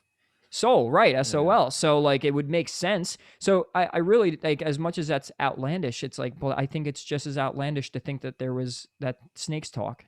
So you know what I Sure. mean? So like when someone bashes that, it's like, yeah, but you believe that two English people were living in a jungle and a talking snake told them they were naked and to not eat an apple, and like not saying any, like not bashing it, but more so Right. is like, yo, you don't have questions, like question what you've been taught. And I think this reality is so crazy and so beyond belief that a lot of people will shun it because they don't want to know, Yeah. because the type of People, person they've been. most people, I think most people don't want to know. That's how I feel. Yeah. So it's like the deep down, like you're bringing them these facts. They know something's up, but it's like, yeah, but I got to go pay the bills, and I want to go get drunk this weekend, and whatever other festivities you want to do with your life and all that. But when it comes down to it, doing your personal experiments and experiences and stuff, that's what leads you to the truth, is to not follow what you've been told. And that's a great, dude, it's a great concept. I think it is something crazy like that. Do we know the exact answer? Will we ever know? Maybe not. But if we don't try, if you sit there and, okay, then you're going to end up in a COVID based world, and you have to get vaxxed. You're not going to be able to fly on a plane. Question things, because if we don't, we could be letting right into the trap here. You have to. Sure. And I hope we're wrong. I always say that to people. Yo, I hope all the conspiracy shit is moronic and wrong, because then that makes it all the better, and we don't have to worry about anything. But dude, just the truth is too obvious that most of it is correct, or at Yeah. least leading and pointing to the correct area. And what's funny, you mentioned Jupiter before. I don't know if you ever saw Jupiter Ascending. Mm-mm. It's all about how these beings harvest the Earth for energy from Jupiter. It was a great movie, very occult. I totally I recommend it. feel like some of those films replace Saturn with Jupiter, and I think with 2001: A Space Odyssey that being the perfect example, where it was Saturn in the book, but Jupiter in the movie. It's like, why make the change Hmm. when it's such an integral part of the film? You would think. But to me, I mean, when you look at how Saturn is coded, right? Saturn summing to 93 in ordinal, the sun 93 million miles away. Like that's an intentional thing. And to me, that's a statement that Saturn is kind of the antithesis of the sun, more or less, and that it's in charge of the big deception of reality. And it's funny, you look back hundreds of years at some of the philosophers' ideas of reality and what was happening. And one particular one that still stands out to me is Descartes, who essentially concluded that there was some sort of like, world demon, like some deceiver on a mass scale. And this is way before computers and mainstream media and stuff. But even back then, these philosophers coming forward and saying that reality itself is more or less a curtain being placed over something much grander backstage. And the ancient mythology with Saturn is so varied and interesting. There's people who believe in and I have no opinion on it because I don't know, but the whole idea and concept that Saturn was actually Earth's original sun, and Earth Yeah. was birthed from Saturn, and then it kind of followed it as a tail through as it just traveled through the galaxy, and at some point the sun captured it, and once that happened, it began capturing other planets, Mars, Venus, for instance. And when these celestial events were occurring, you could look up in the sky at night and see like amazing electronic discharges between planets and shit. And that's apparently where a lot of mythology comes from, with Zeus shooting out lightning or whatever. Like that's Jupiter physically, like in the sky, they could see that type of thing happening. Hmm. And some of it makes sense, some of it really didn't make sense to me, but it's just fascinating to see the types of things that people think about. I mean, Saturn has always been the furthest object that we can see in the solar system with our naked eye, whereas the sun is, clearly the brightest. And aside from the moon, the sun is actually the closest thing to Earth. Like the sun is on average closer than Mercury and Venus, even though Mercury and Venus are closer to us just based on their, how often they're on the other side of the sun. Hmm. So to me, it's kind of like, okay, I mean, you see how God and Satan are coded the same in Gematria with the numbers 10 and 55 in reverse and forwards. I kind of see that with the sun and Saturn. The sun 93 million miles away, Saturn summing to 93. You also have Jesus 74. So is Lucifer, which isn't necessarily an opposite of Jesus. It's the light bringer. So maybe it could be a characteristic of Jesus. But Reading my mind there. I was literally just thinking of that. yeah, I thought of it because, Venus is often associated with Lucifer, and Yeah. Venus plays a big role in this story of the Earth following Saturn through the stars. And in this theory too, there were no days really, and the Saturn was always at the North Pole. So no matter where you were on Earth, Saturn was always in the same spot. There was no night and day because everything was so gaseous and it was just constant, the same thing all the time. Right. It's pretty interesting stuff. I think it's worth it to at least dig in and read about all those. And you don't have to believe anything or make a judgment on any of it, but Exactly. to understand, just to get those little peaks. It's like the same reason why people will read, Fox News, MSNBC, and CNN. It's because if you look at the whole, what everyone's saying, kind of gives you a slightly better idea of what really is going on. And that's how I feel it is with mythology a lot of times. Um, Yeah, and well, it conditioned people to be like that. So hopefully, if certain people do wake up, they know how to research already. They know how to go to media and find multiple. It's basically what we do. It's the same yeah, thing. It's like, all right, I'm going to go this person, and go hear the whole story. What cultures and what religions said this about that, and why this and why that, and then you start putting and that's like, dude, it's what I live for. It's right. what it's funny. I coded. I'm going to share my screen real quick. I ended up finding all this stuff, and thanks to you inspired me here. Here, hold on. It's going. So check this out. So my name, Cancer 44, Ray 44. I'm a moon in Cancer. The moon. Okay, yeah. My name matches with. Where's my moon? Here we go. No, sorry. The moon was 90, 36, 99, and I'm 90, 36, 99, 36. Yep. 13 with the moon, of course. Yep. 99, 45. 45, 117, 45, and 54. Now, I wanted to put this in there because, I of course, you could say that I'm connected to the Jesuits, but I think that when sometimes we see something that it has that polarity, that maybe I'm here to figure it out with you guys, like to Sure. help. And so I'm connected to it. But to give an Right. example for people that I'm connected to it in another way, you know what I'm saying? So to remember to Yeah. look at things in a polarity mindset. Well, and Also, remember Jesuit order 54, the word sun equals 54 in ordinal, yeah, right and here. Saturn falls into opposition with the sun once every 54 weeks. So that's another number that's coded into both the sun and Saturn. But the Jesuit order, their symbol is a sun, So to me Makes that's sense. them pointing out, sun symbolism right there. That's all that is. Yeah, and you have sun rays, by the way, if you want to play on That's words right. there. What I know that a lot of these guys do that. But then, so my name Zeus. Now, my chart ruler, I'm a Sagittarius rising, so my chart is ruled by Jupiter. My name Okay. basically is a match for Yeah. Jupiter, on top of Zeus 1937 and 17, and then 71 the mirror reflection of my Yep. name completely. And my whole life's basically ruled around Jupiter. Now, also with Cancer moon, I have Cancer in, my moon sign, and it's the home of Cancer is the moon. And then you have 90, 36, 99 also matching, my name plus 13.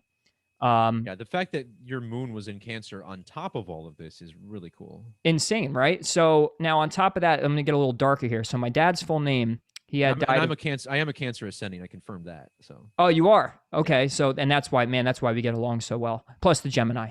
That's huge, man. So like usually people with your ascendant or sun, usually that moon person will feel comfortable with them because you're kind of emotionally, Oh, opening okay. up for that person, so it's definitely important.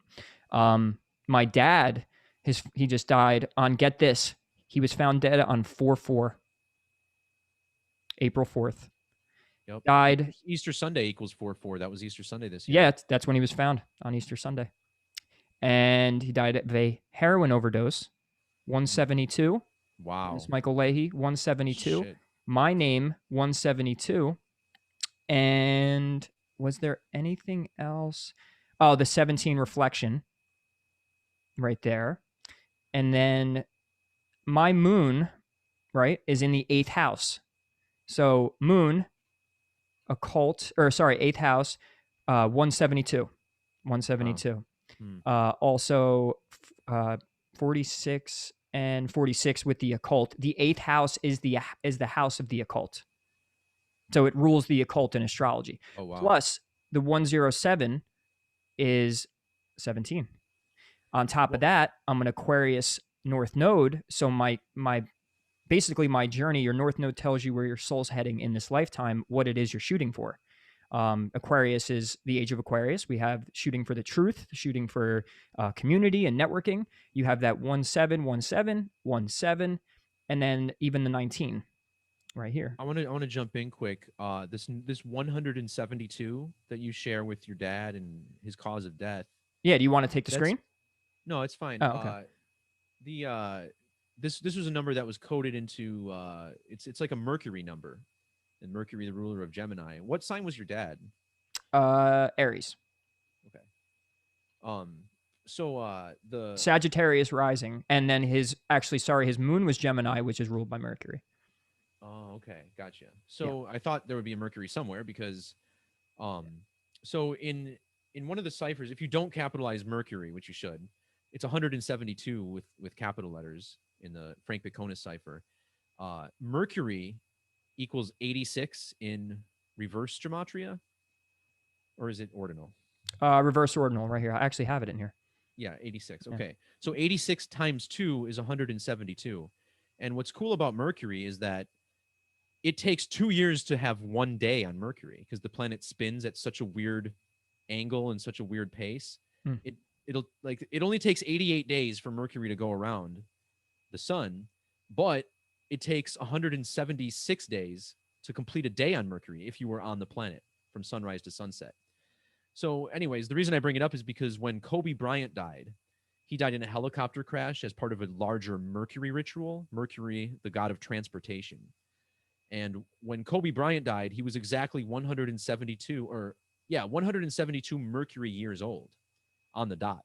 Oh wow. And So, and then you realize how it's connected to Mercury. So 172 years is 86 Mercury days. Mercury equals 86. 86 right here. Yeah. No shit. Mm-hmm. Yeah, man. That's see, and I'm showing, and why I wanted to bring this up is when I post this, people could see. Like I did this in real time, and I saved this picture, and I resaved it. I went and put it back in. I archive everything, so I ended up doing this since the last conversation we had, and was inspired to say, hey, like next time me and Derek talk, I could actually have some things. And my dad passing away on 4/4 of a heroin overdose, matching both my names. That all just happened in real time. No design. Go Right. check it out yourself. It's insanity. On top of that, I mean, I knew that the sun was 54, and then I had 54, and then Jupiter 45, the reflection. My name also equals 9 down and then 9. And why I put all this stuff up here. So I'm a Bucks fan, as we know, and what triggered me to start searching it is so when I leave my development, it says it's residential of 137,000 people. And I was Hmm. like, where did I see 137? And so I put in Tampa and I saw it. So it ended up sparking all of me putting this in. So now Buccaneers, I have that 91, reflection 19, 37, 37, uh, 62 and 62. They match themselves here. Uh, but why, I don't remember why I put Oh, Tampa. Raymond Frusco equals 179, just like Buccaneers. Oh, there you go. Yeah. Oh, I didn't put my. No, there you go. Wow. I see. I didn't see, dude. It could just slip through sometimes. So yeah, my full name matches the Buccaneers. Right here, the 1919. I'm not saying all Rays like Tampa Bay, but that for me specifically. All Raymond Fruscos should. Yes, exactly. And they do, and they will forever. And then so the 17 as well shows up. And then with Tom Brady, now he brought us to the Graceland, the Glory Land. Now, New England, 99, Jupiter, and my name, 99, 45 again. Here's the 171, which is a reflection of 117 right here. And then you have the 45 again. And then Tom Brady matches my name. Huh. Well, yeah, the 171 and the 45. So, Okay. or Thomas Brady. So I mean, like this was all done in real time. Why did I put Egypt? Just because I remember I had the 17, and I do a lot of, and the 37 in reflection. I just do a lot of that as well. That studying. Egypt. I went to like sixth grade. It was like an acting thing, and that's what got me into Egypt. And then I used to watch The Mummy all the time. And We did a obviously, I can keep going, but like it's crazy, man. we did a wax museum in 6th grade where we all got to play like an ancient let's see, was it Roman or Greek? Must have been Greek. And yeah, because I was Poseidon, which in Roman is Neptune. And I always wondered about that. Like, was there some kind of symbolism in me happening to draw Poseidon out of it, the god of water? Um, Cancer ascendant ruled by water. You're ruled that's by what I'm water. thinking. Like, you think about water, there's a lot of coding with water and the moon together. Um, they seem to be very strong. I know Rambo at Gematria Effects done some really good work with that. And I've done a little bit about that too. Like the word water equals 67, the 19th prime, like meton, 19 years in the metonic cycle. Um, Connects to my name again as well. And I'm water. I'm a water, like not water based chart, but kind. I am. My water's dominant. A 19, okay. 19 So, prime. I have to start yeah, doing prime numbers. I'm not that stuff. I haven't. I don't go that deep yet. I want to. They say that's where the real gematria is. That true? Like the real gematria sits in like triangular numbers, prime numbers, and of course the ciphers. But like that's important, isn't it? Like big time. it's important. I wouldn't say that's where the real truth lies. That's Well, more like well, it's more like a secondary thing. Like if you yeah. can't get a match in gematria, but you do have the prime number match, that's still often a strong connection because Right. So like solidifies it. That's more kind of what I right. like the truth of it, meaning so you could do the ciphers, but then when you start looking at triangular numbers and prime numbers and whatnot, like that's huge, right? Fibonacci numbers. Yeah, Fibonacci's been big, especially this year because 21, the year 21, we're in a Fibonacci year, and our solar eclipse this year, the annular eclipse, is on June 10th, which is 610. And 610 is the 15th Fibonacci number, and annular eclipse equals 150. So this is a really significant annular eclipse, and it's in this arch shape at the North Pole. If you don't mind me, I'm going to share my screen Yeah, actually this time. I activated it for you. Cool beans. Let's see. What is it thinks this is screen one. Okay, that's cool. So bring up the blog.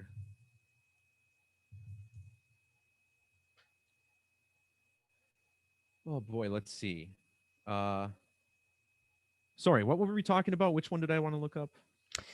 We were just Uh, on prime numbers and stuff like that. yeah, the triangular, prime, and Fibonacci.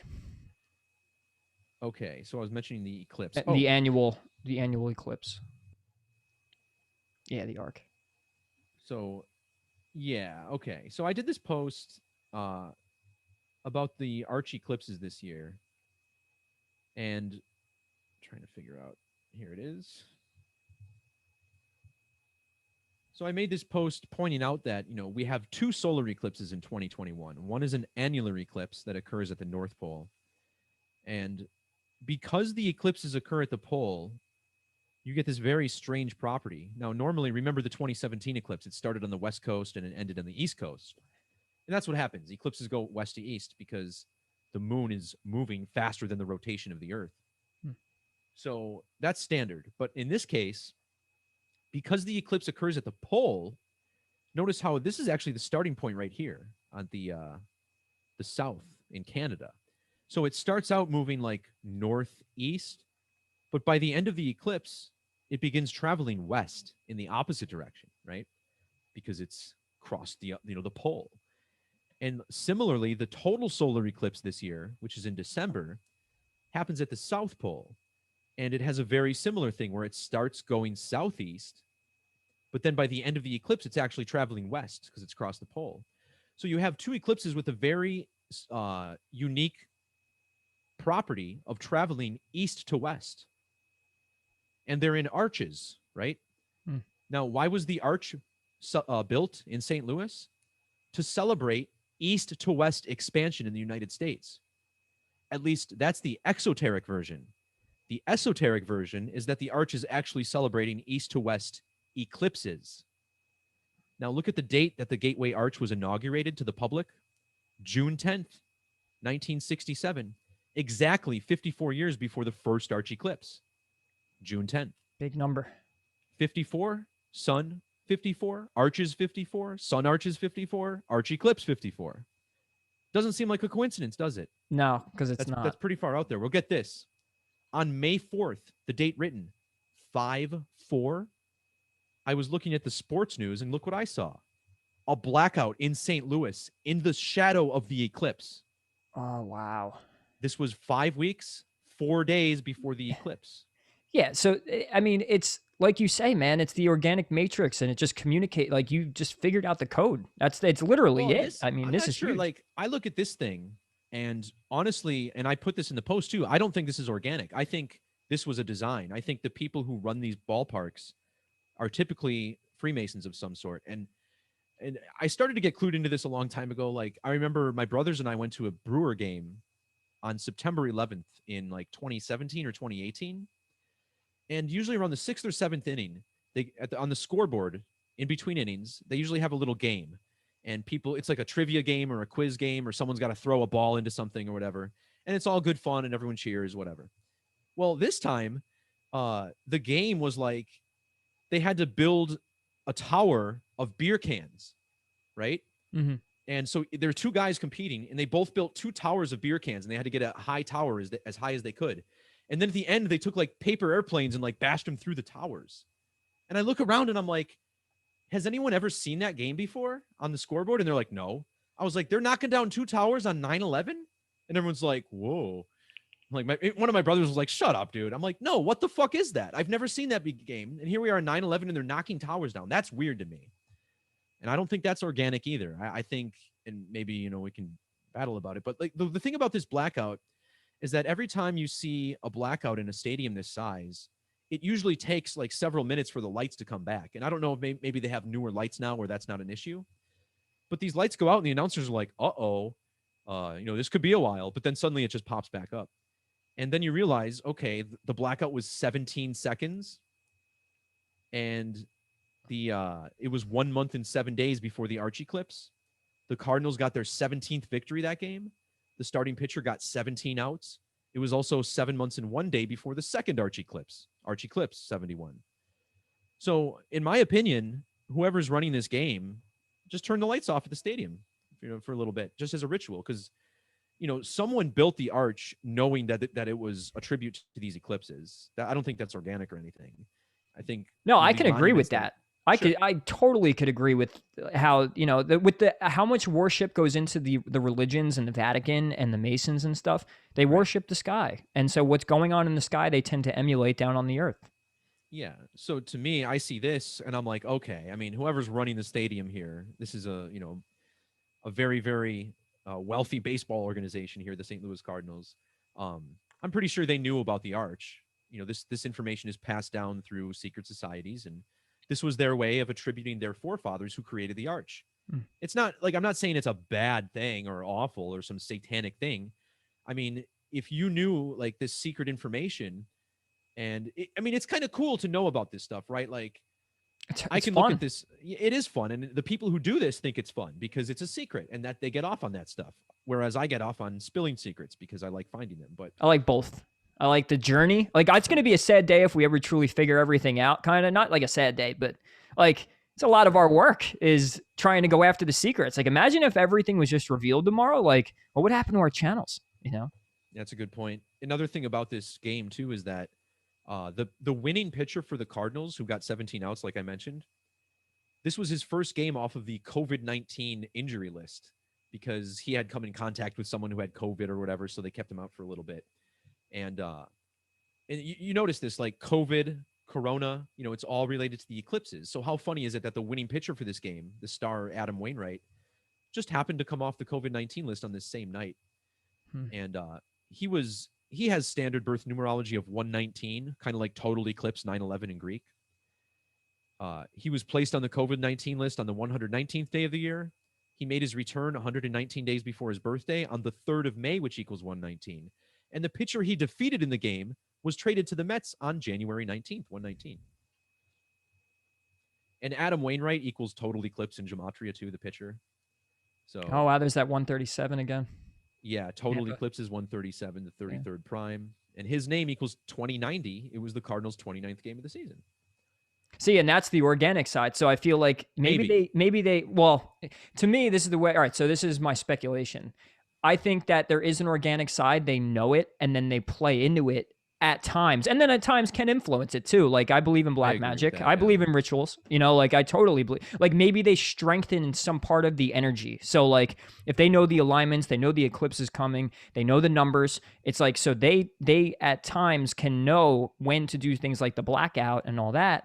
And so to me, it's like that's where if aligning when the trade's going to be and all that, not that that's a far reach, it's totally possible, but that also like let's leave for speculation that could be part of the organic side from the ritual. You know what I mean? Like organically it manifests into reality, but it's from them influencing the energy. That's kind of like what I get from it usually. Yeah, That's what would make it make sense. Like if you were to sure. logically tell somebody like how did they schedule the trade and this guy with this guy and all that, and it's like, well, maybe they were doing rituals like that blackout one and it influences it.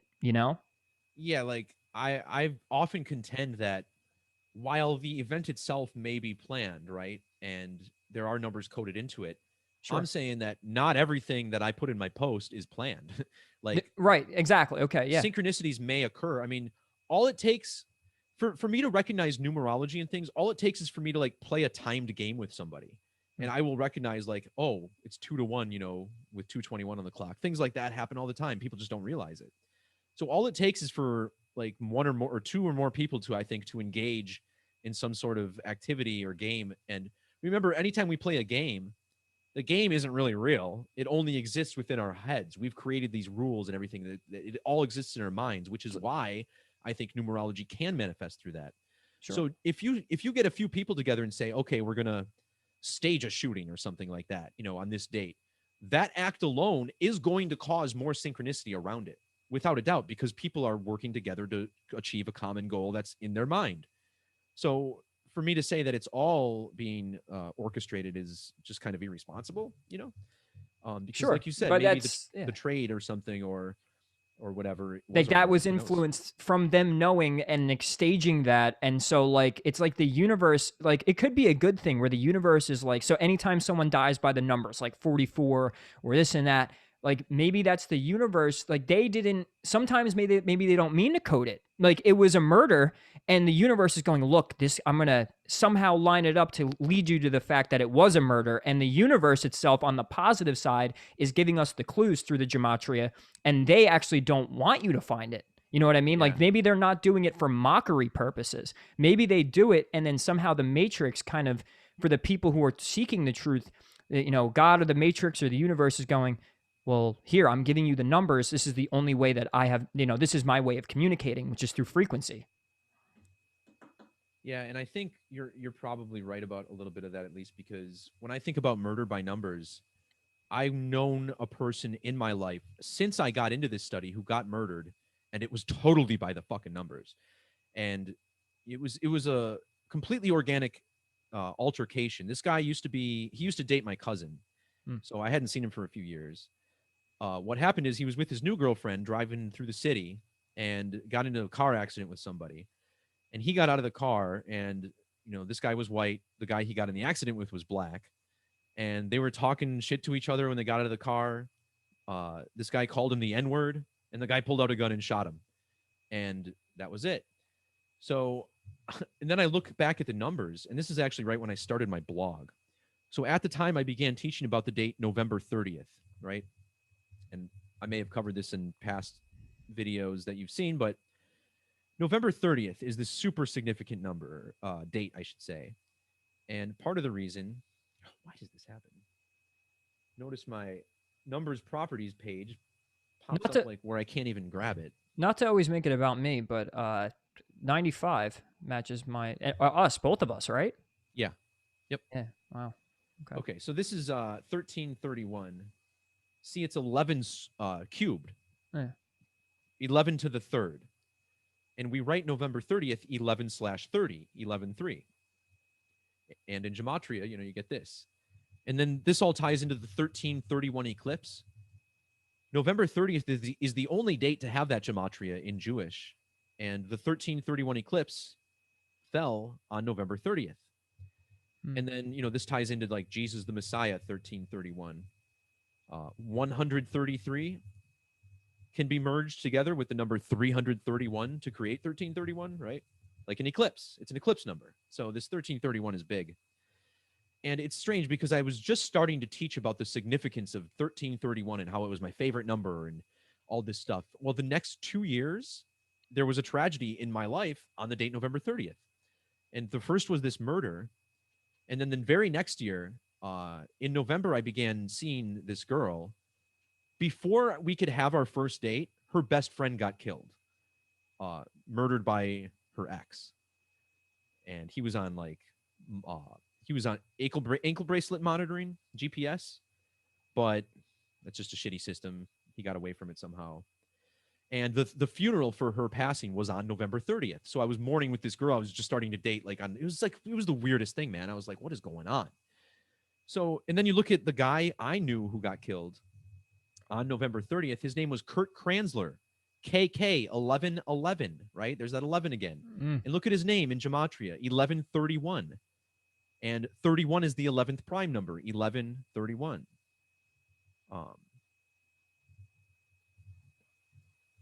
The guy who killed him, I got to remember this. Let me pull up the post. Yeah, because Gematrinator, let's see if it's in here. And I was like, this is when I was just starting to trying to understand the organic matrix. I'm like, just how strong is this thing, Because why is it that I can teach about these numbers and then in my life I see a disaster by the same numbers?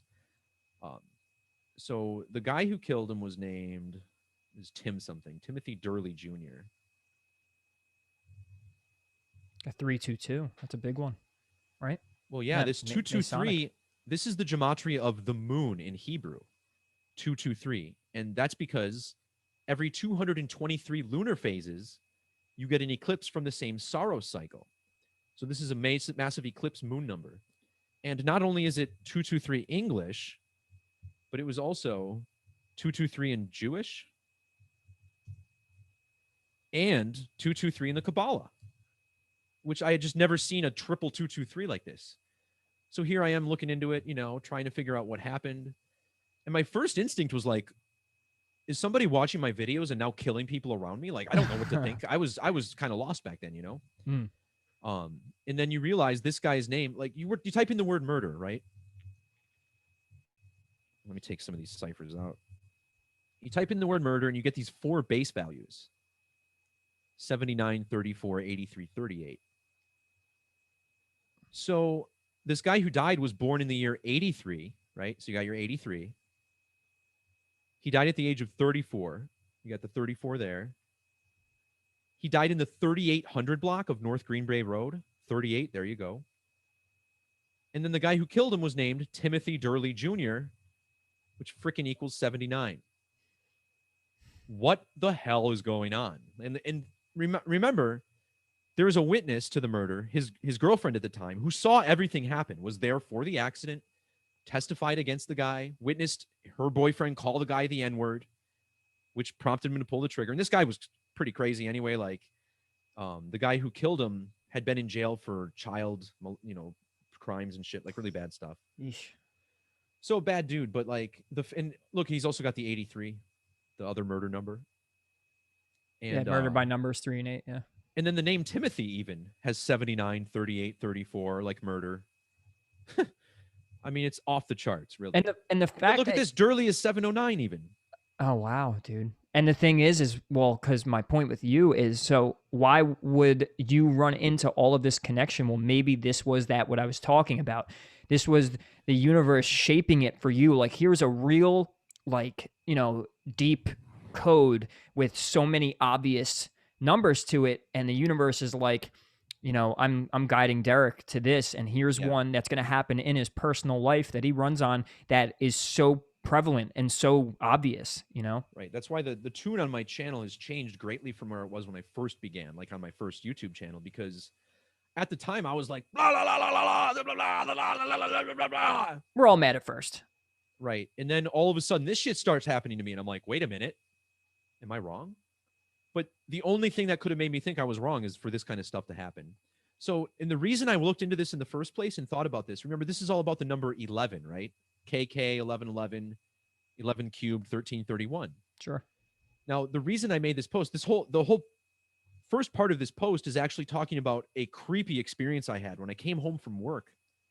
And this was about 6 months after I moved in here.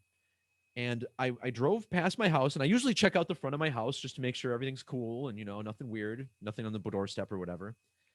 And I remember thinking there's nobody on the street, there's nobody in the neighborhood, whatever. So I park right next to my back door there. I get out of my car, I open the door into the back, and the doorbell rings as I enter the door in my back. And I'm like, that's weird. I was just saw out there like 20 seconds ago, there was no one there. And I thought maybe I bumped the doorbell on my way in. But then I was in the house and the doorbell rang again when I was in the process of closing the door. And I'm like, okay. So I go from the back and I go to the front, and there's nobody there. There's nobody there. Creepy. And I'm like, well, this is fucking weird. And then I'm standing outside looking around, and all of a sudden I get a phone call on my phone, and it's my phone number with only 2 digits transposed. Just 2 digits switched. And I'm standing out in front of my house getting a phone call from my own number. And I'm like, what the fuck is this? Bro, got God on the line, man. What the fuck? But get this, Ray. That happened exactly 11 days after this guy died. More 11. So that's the theme. Remember we were talking about with 5 with me? So like at this point, 11 is that theme. Like it seems like there's a dominant number ruling it, right? Oh, yeah. So like it's the overcast of this whole decode. And what's really fascinating about this is that it's November 30th, right? And I didn't even really make this connection in my head until just now. But in this organic matrix section of my blog, I think I still have, let me see, posts by category. If you go to the organic matrix page, you'll see I still have pinned this post. I still have this pinned. And it's basically explaining like the point in my life at which I decided Gematria was not just something I was going to be passively looking into on the side, but that it was something I was going to try to help people understand. And this happened on November 3rd, the date written 11/3. And this was before my cousin's ex got killed. This was like a year before. And this one was the original big organic thing. Before this happened, I had no idea, no concept, no clue of an organic matrix. No idea. Everything I looked at was a man-made synchronicity that was evil by some chance or whatever. 100% of it. I had no concept that our lives were manifesting by the numbers. I never thought to check in my own name in Gematria where I live, never thought about it. But then this happened and it changed everything. Yeah, And those little but that doesn't discredit the fact that things are also planned and whatever. There's that polarity. Like you have yeah, to keep your I, eyes open. And I think that's the game of it all.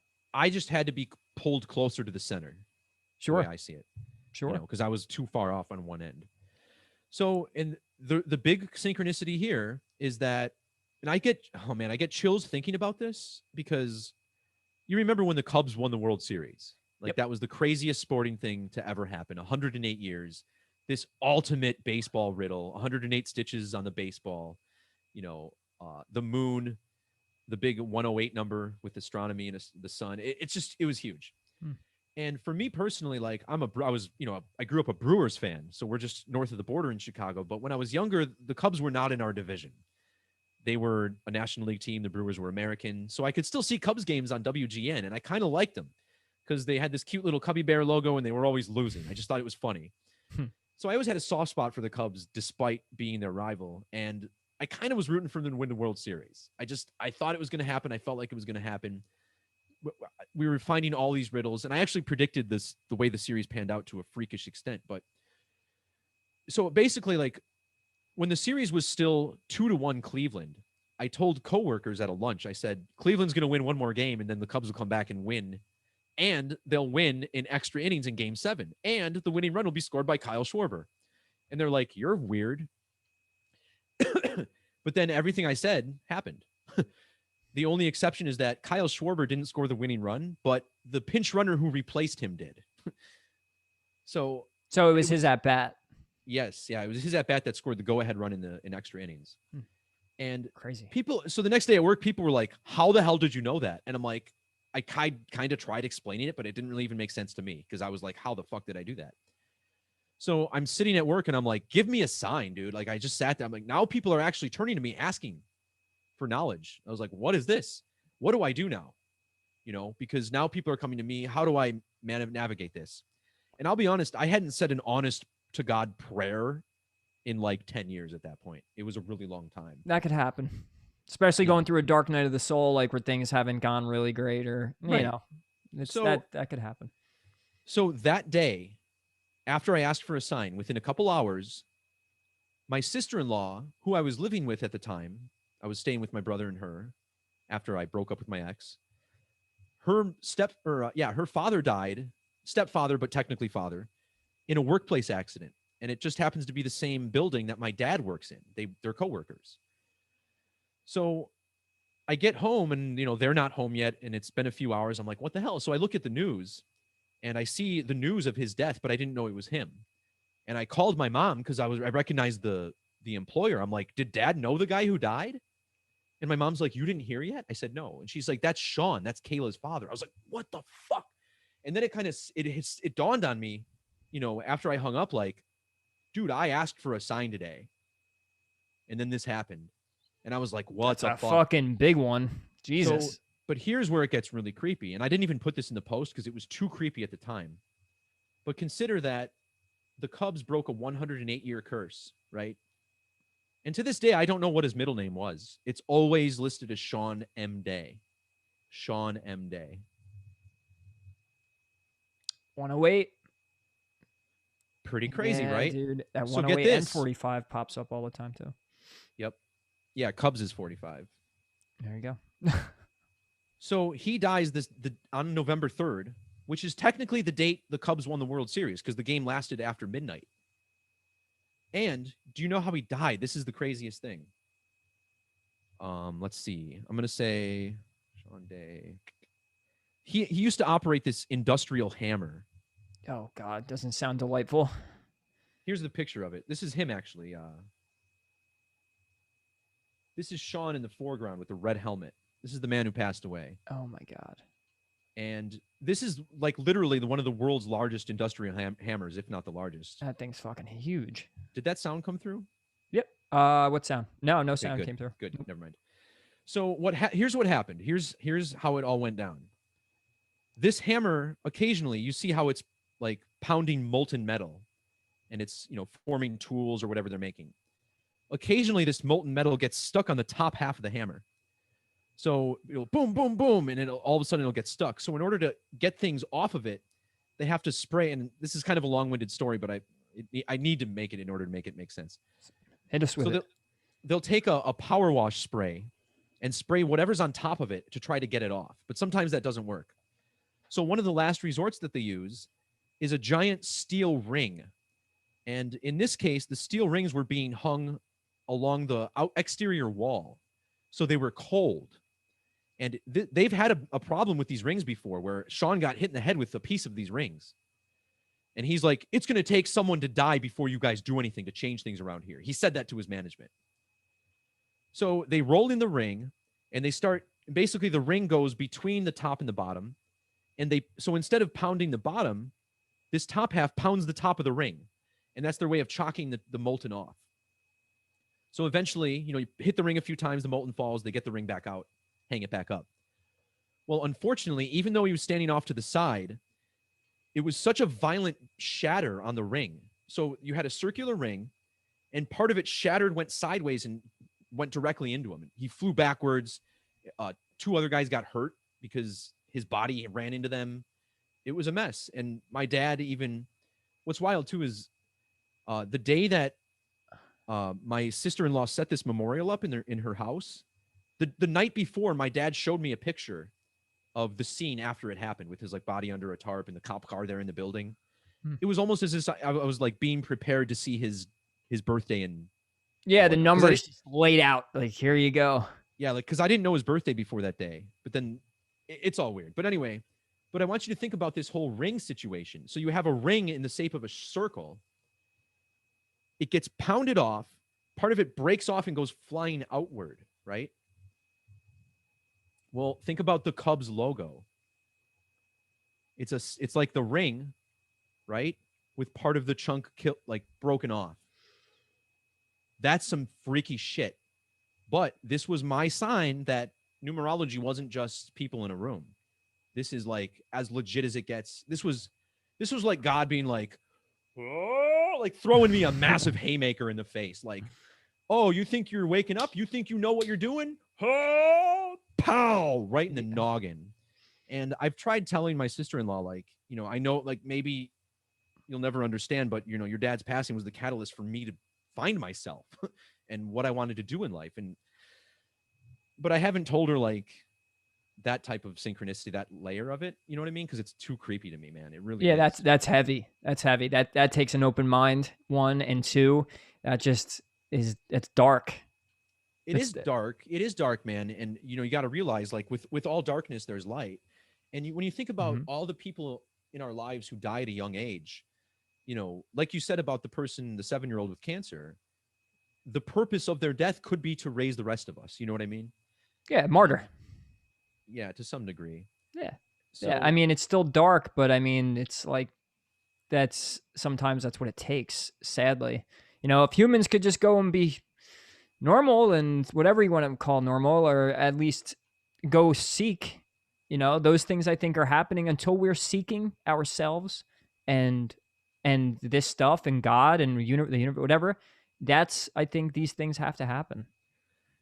Yeah, and I'm not going to get too deep into this, but we had a UFC fight, I think last month or a few weeks ago, and this guy broke his leg. Oh, yep. Yeah, I was about to say the broken leg guy. He had previously fought Anderson Silva, who broke his leg against him. And the guy that Weidman was fighting, Uriah Hall, his last opponent was Anderson Silva. And I think this is an example of where they may have put him in a fight against a certain opponent, knowing that he had bad numbers for this day or something. Because his name matches total lunar eclipse. He was born in 84, like total lunar eclipse.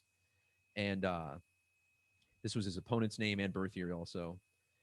And the date numerology matches Weidman, the guy who broke his leg, 69 and 33. 69 and 33, also lunar and eclipse. And the moon. Well, Cancer. The sign Cancer is 69. Yeah. Yeah. And this fight was 33 days before the eclipse, the lunar one. Chris equals 33, Uriah 33, Hall 33. Hall even has birth numerology of 33. This is the Jesus number.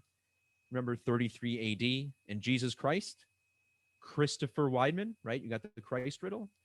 And as another example of that, we had Coldplay release a song recently, and it's hilarious. The singer of Coldplay, Chris Martin, his name matches higher power, like the name of this song. It came out on 5/7, like Chris and Chris Martin. But Chris Martin was born on 3/2/77, like Christ, Christopher Christ. His full name has matching Jewish gematria with Christ 2090, and his full name also matches Jesus Christ. And the song was 67 days after his birthday. The 67th prime was the track length. This is a revelation number. So these bands are like pumping these numbers out too. But isn't it strange that this guy's full name matches so perfectly with Jesus Christ? Like, could you do this any better if you tried? Well, especially after I heard the statistics of it, like it's like the chance of things being the same numbers is like 0.003 something percent. Well, Like it's yeah, the odds are against it 100%. And the fact is, it's not just one. It's not one cipher there, or it's not one word. Like you're talking about a guy's full name, and then having basically most of Christ in his name and his birthday, and his birthday. and it's the Like, same 5 ciphers I always teach. yeah, So that's not a coincidence. But like, is this why he's a celebrity? Because they saw this guy coded with Christ numbers. His name is Chris, and they're like, oh, we gotta pump this guy up so that we can like sabotage him in the media one day or whatever.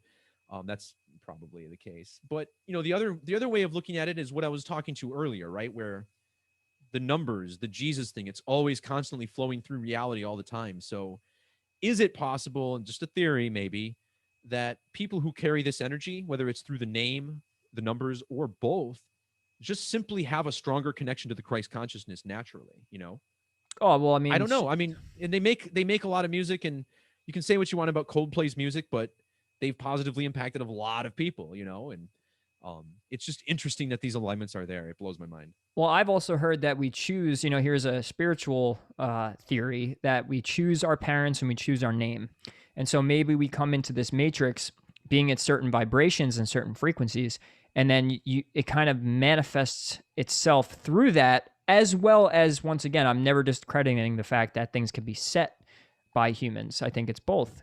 So, but point being is if I come in and my frequency is at like 172, whatever that means, like whatever those numbers are vibrating at that frequency, I match it. So my name ends up being my name because that's what ends up being brought in. And that's like that's just the way the matrix works. How it's like, that's what we're trying to figure out, and that's why, like, when people are like, how could they do that?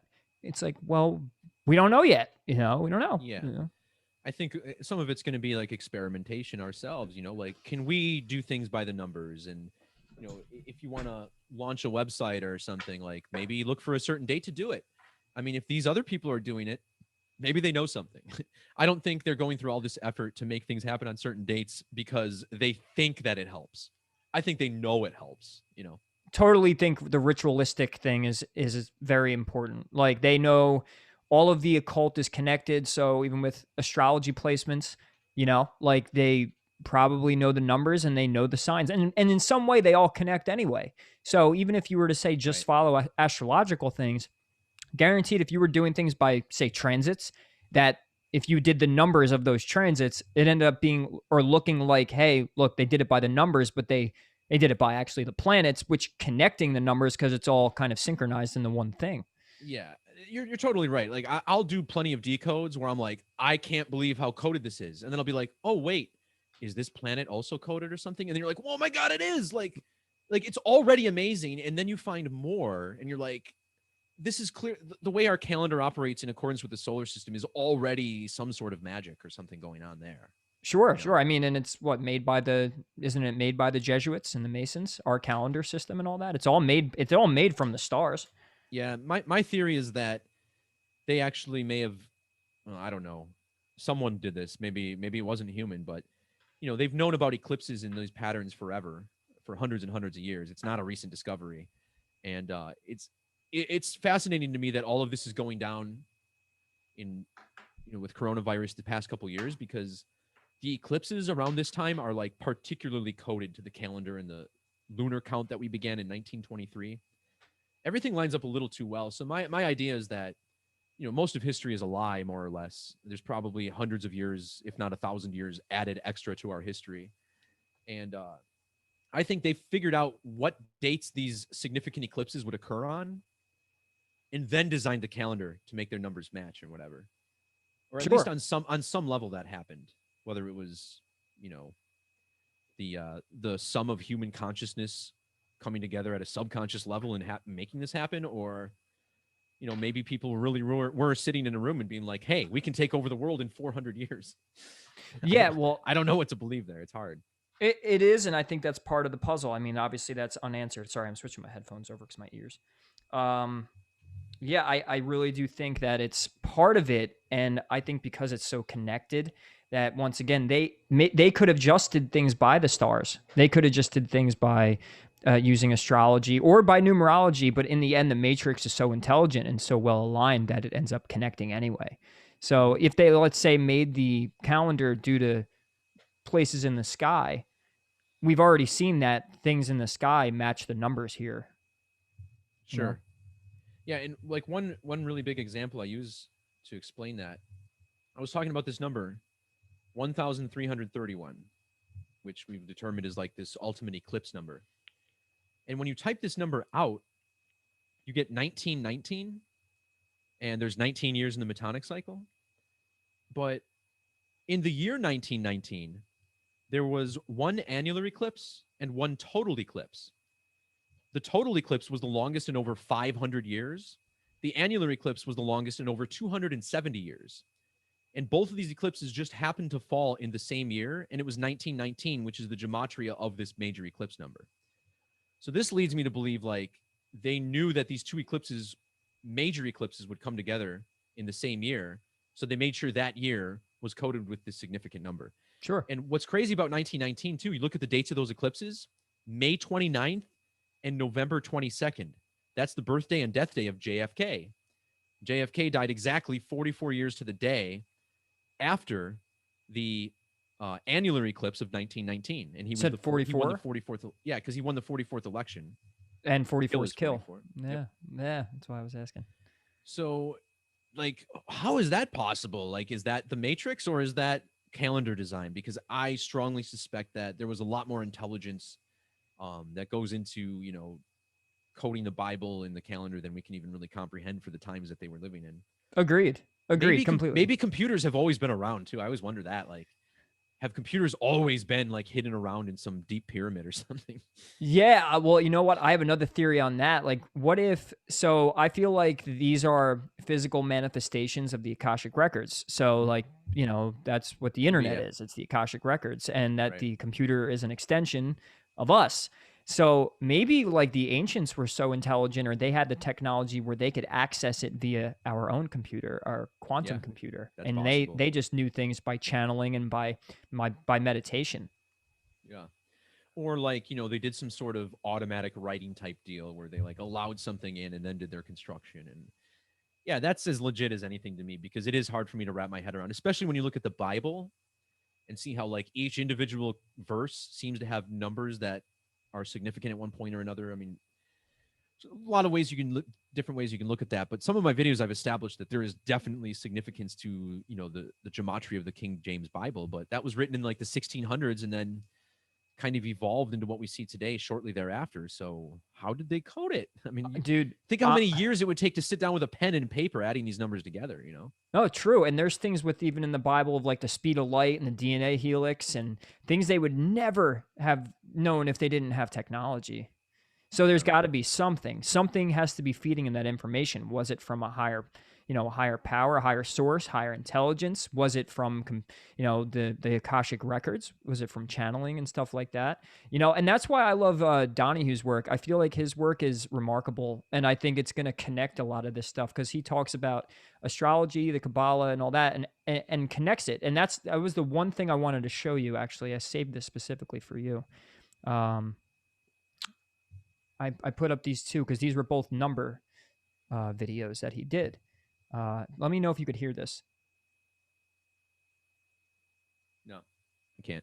All right, hold on.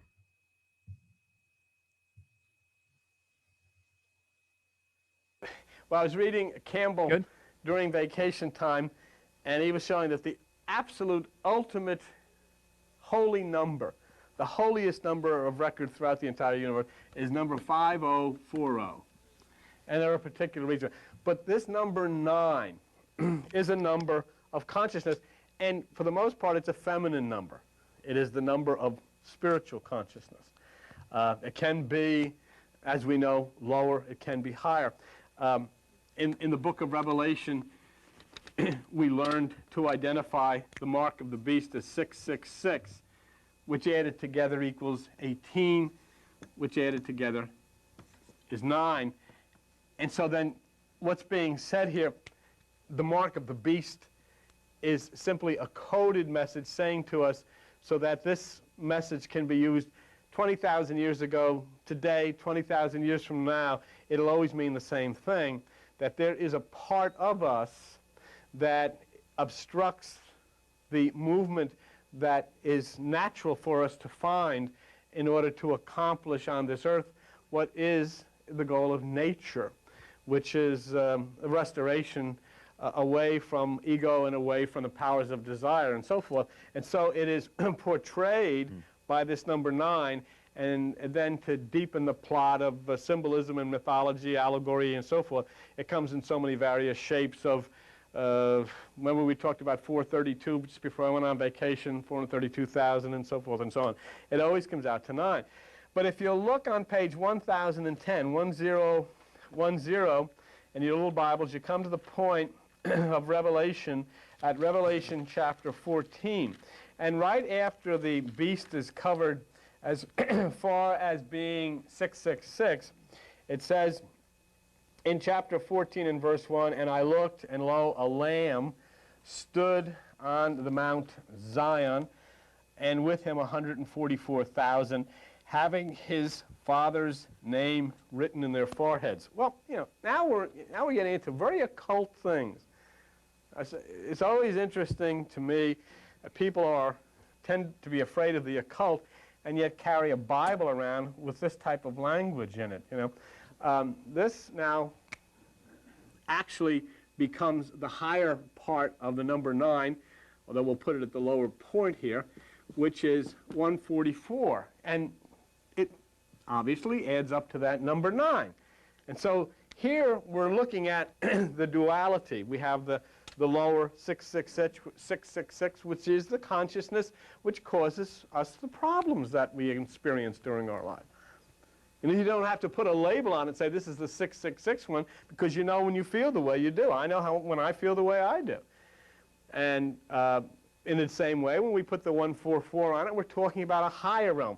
So there is something within the human psyche, there is something within the human mind, and the great psychologists and psychoanalysts such as Carl Jung and others have talked about. There is a place within the skull, within the human brain, where we can have activation of this thing called God.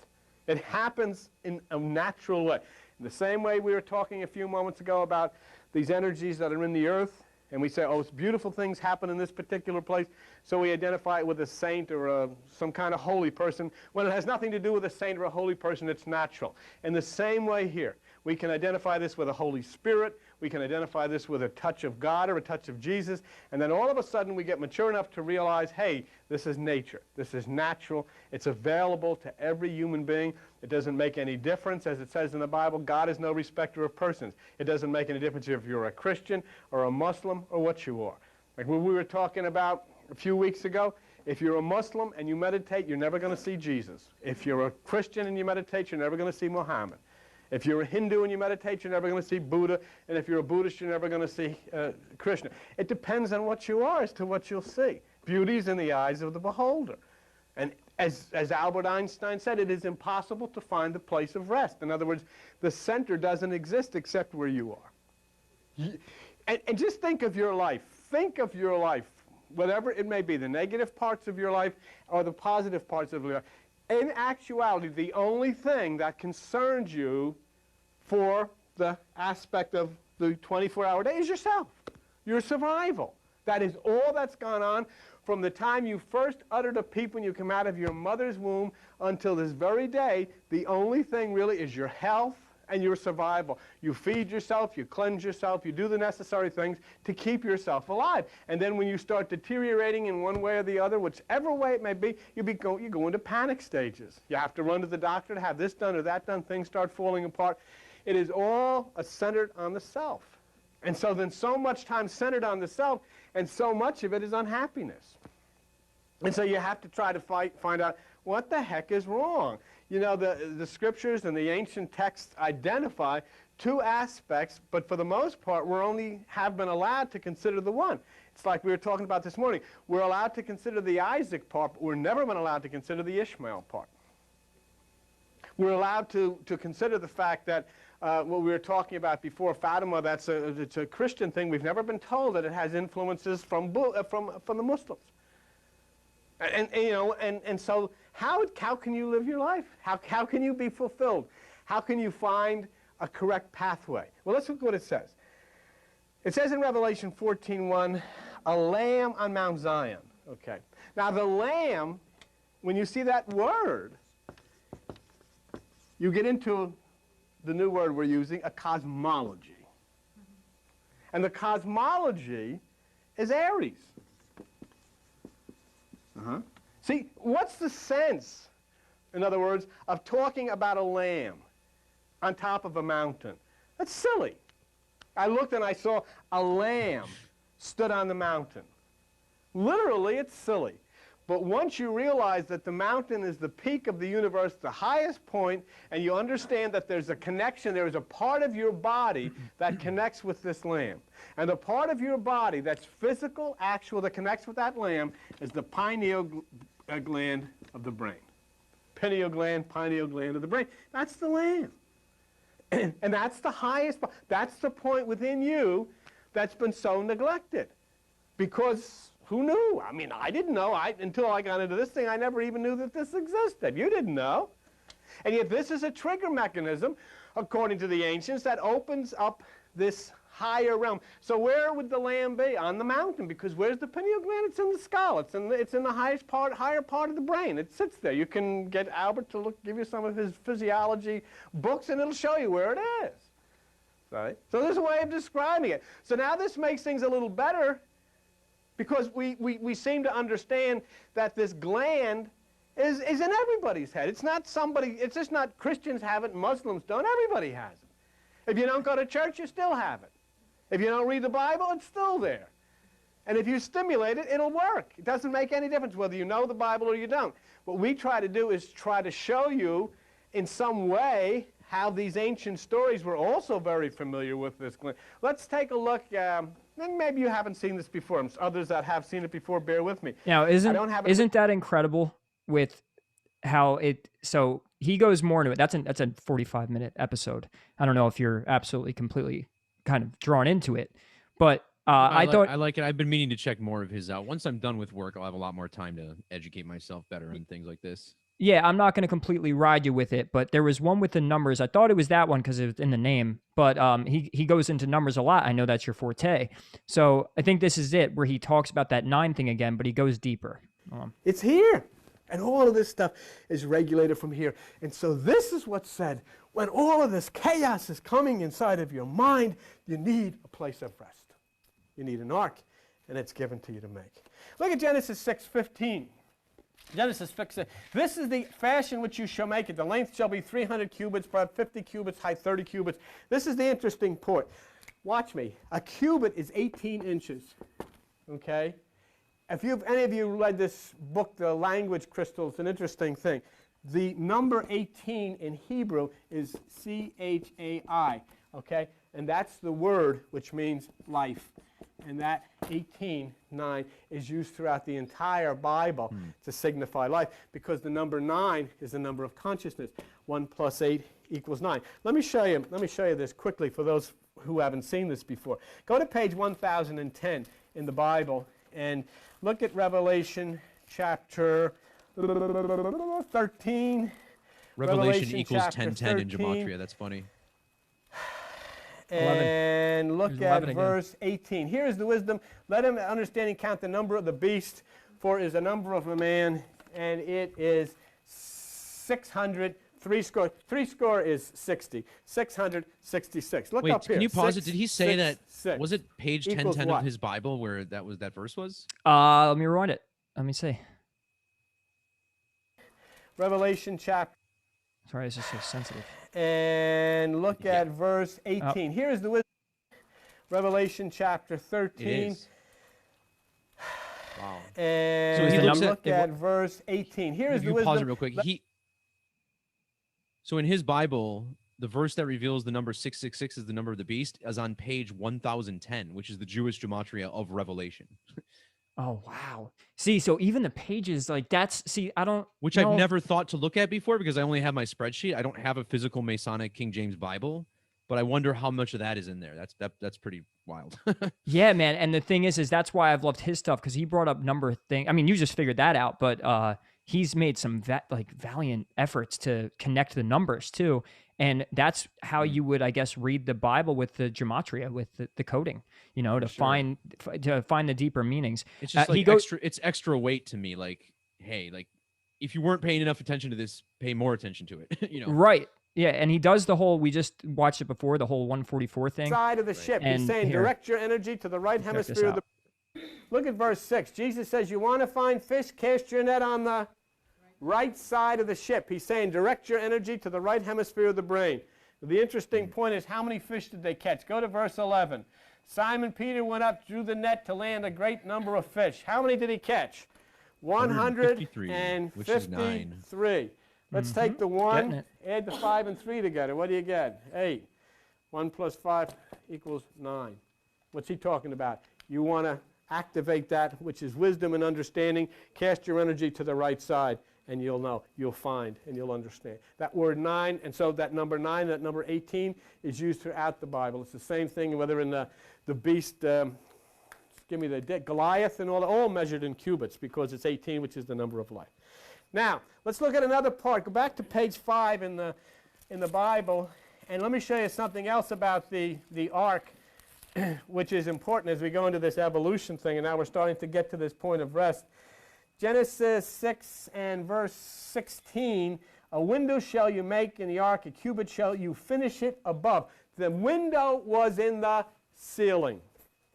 Why? Because when the storm comes, your tendency is going to be to look on what you can see, and you're going to die. You know, the doctor said this is it, somebody else said this is it, and when you look at it, the only way that you can survive in this ark is to look up. You got to keep looking up, and the way you look up is you close your eyes and you get into that meditation. And we do it with the music, or you do it with the earphones, or whatever way, but whatever you can do to allow yourself to rise above the thought. And when your knees are shaking, I mean, when it's shaking and it's scary, I'm not saying you can stay there a long time, but you can stay there for a few seconds. You can stay there 15 seconds. You can shut down and go, and you know what? When you shut down and go, you don't have one thought in your mind. All the thoughts are gone. Even that 15 seconds, it's all that's needed for some kind of a miraculous, beautiful spiritual angel inside of you to come swinging down with that sword of life and cut into you and open you and set you free from all of this stuff. It's all it takes. All it takes. But it has to be done by you, and it has to be done inside of you. Okay? So the window's in the ceiling. Now there's a Genesis 6:20. Okay? There's the duality right there. Genesis 6:20 says, of the fowls and of the cattle and creeping thing, 2 of every sort. That number 2 is the duality. That's the tree of the knowledge of good and evil. There's good things and there's bad things. You got nice thoughts and not so nice thoughts. Okay? And what are you going to bring in? Look what it says. Of fowls, that's your spiritual. That which flies is your spiritual. Okay? And then you're going to bring in also the cattle. That's your domestic. The domestic part. You got to go to the shop, right? You got to go here, you got to go there, you know. And then sometimes if you're like me with John, I ain't going, that's the left side. That's the duality of it, you know. And then you got to bring in your creeping, crawling things. I don't want to go into that, but you know what your creeping, crawling things are, don't you? And I can tell you know what your creeping, crawling things are by the smiles on your faces. Some of you have some really hot, creeping, crawling things, but we won't go into that. In other words, bring all of it. Bring yourself. Bring that part of you inside and see what happens. Don't be afraid of you. You know what's the matter with the religion? They're afraid of what? Themselves. Scared to death of themselves, you know. And instead of being afraid of all of the violence and all, if they want to perpetuate this and wait until they die for the good things to happen. No, let something happen now. Start to live. Energize that which is within yourself. There's an interesting thing. You notice that of the dualities, which is the negative thoughts you bring to. Look at in Genesis chapter 7, verse 2. Of every clean beast you shall take by sevens. I don't know if a lot of people have ever seen this. Because all you ever hear of is take them 2 by 2. The clean things you take by sevens. And you know what that 7 is? Look on your chart right here. That's that 7th. Look at that 7th part of the clock. Aquarius, you see it? What's it say there? Spiritual perfection. That's the divine aspects of your life. That's the 7 chakras that you rise up in Kundalini. Take that by sevens. In other words, of everything that's clean. That doesn't mean, you know, every one of us get a little lustful once in a while. You know, okay, you take those by 2s, but then there are points in your life when you say that which is clean has nothing to do with thought. You raise yourself above all of the aspects of thought. And how do you do that? You rise up the 7 chakras. What the chakras are down your spine. There are 7 nerve centers. And when the energy raises itself from the sacral area up through those 7 centers, they impact on the brain, throw open the right hemisphere. That's what are called clean thoughts. Those are the thoughts which are the divine thoughts, which you raise up through the spine by 7. Now, here we go to Genesis chapter. Now, that was just a little glimpse of his work, and he does more stuff on numbers. He has over 1,000 videos, so he does all of it. A ton. He has a ton, and I'll tell you this right now: all of it's worth it because he's deciphered all of the scriptures by numbers, what they mean mystically. And it makes a lot of your work make sense more. There's more stuff. This is another layer for Gematria, because sense. You know, he figures out the symbols and all that other stuff. So it's incredible, man. That's one place I'd like to improve, I guess, in my decodes. It's like bringing in esoteric knowledge from ancient mythology, you know, the mystical information about how things like that arc, you know, the right side of the arc is actually the right side of your brain, symbolized by the 18. Those are the types of things that I would like to better incorporate into what I'm doing. And yeah, part of me taking this time away from working is going to be like a little bit education of myself a little bit too, because, you know, I spend so much more time working on Gematria and producing content than I do researching stuff like this nowadays, because I simply don't have enough time between work and everything else. Like if I want to keep producing anything, there's only so much I can look at, and now I'll have time to like ingest this information a little bit more. And that's my goal, man, is to take that work and to make it. I mean, watching him's digestible. I could watch him all day. He's a good energy, and he's a Cancer sun, so both you and I would probably definitely love just sitting there talking or listening to him talk. But his work is so vast, and like you're saying, like you don't have the time. So my goal is to actually be the middleman. It's to be the middleman for all of this, to bring Gematria into the picture more, and to bring, you know, the debate of flat Earth, not the truth of flat Earth, but more so let's bring everything into one area. And what he's doing, that's bringing religious people in. Like he could say one thing where you're like, holy shit, that makes sense. You know, Golgotha actually means skull, and Jesus was crucified in Golgotha, you know, in the skull. And just little things like with that wordplay and understanding allegories is understanding all mysticism. It's food for the right brain. That's what it is. It's giving you, instead of words to regurgitate and to repeat, it's giving you a story to give you images to then cycle through the left brain to then understand. It's kind of like how music works. That's a really good way of putting it. And I want to I got to go here in a second, but yeah, it's fine, man. This was a good long conversation. Yeah, it was very good.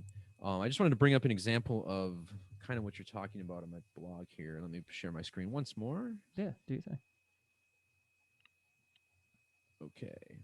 So one of my more recent posts, because what I find is that you have to put yourself in the right brain thinking in order to make a logical, good Gematria post.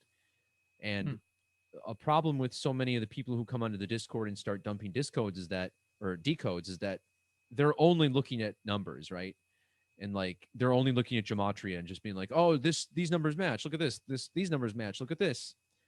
But there's a lot that you can do when you do that, right? There's a lot to be left open for interpretation and whatnot.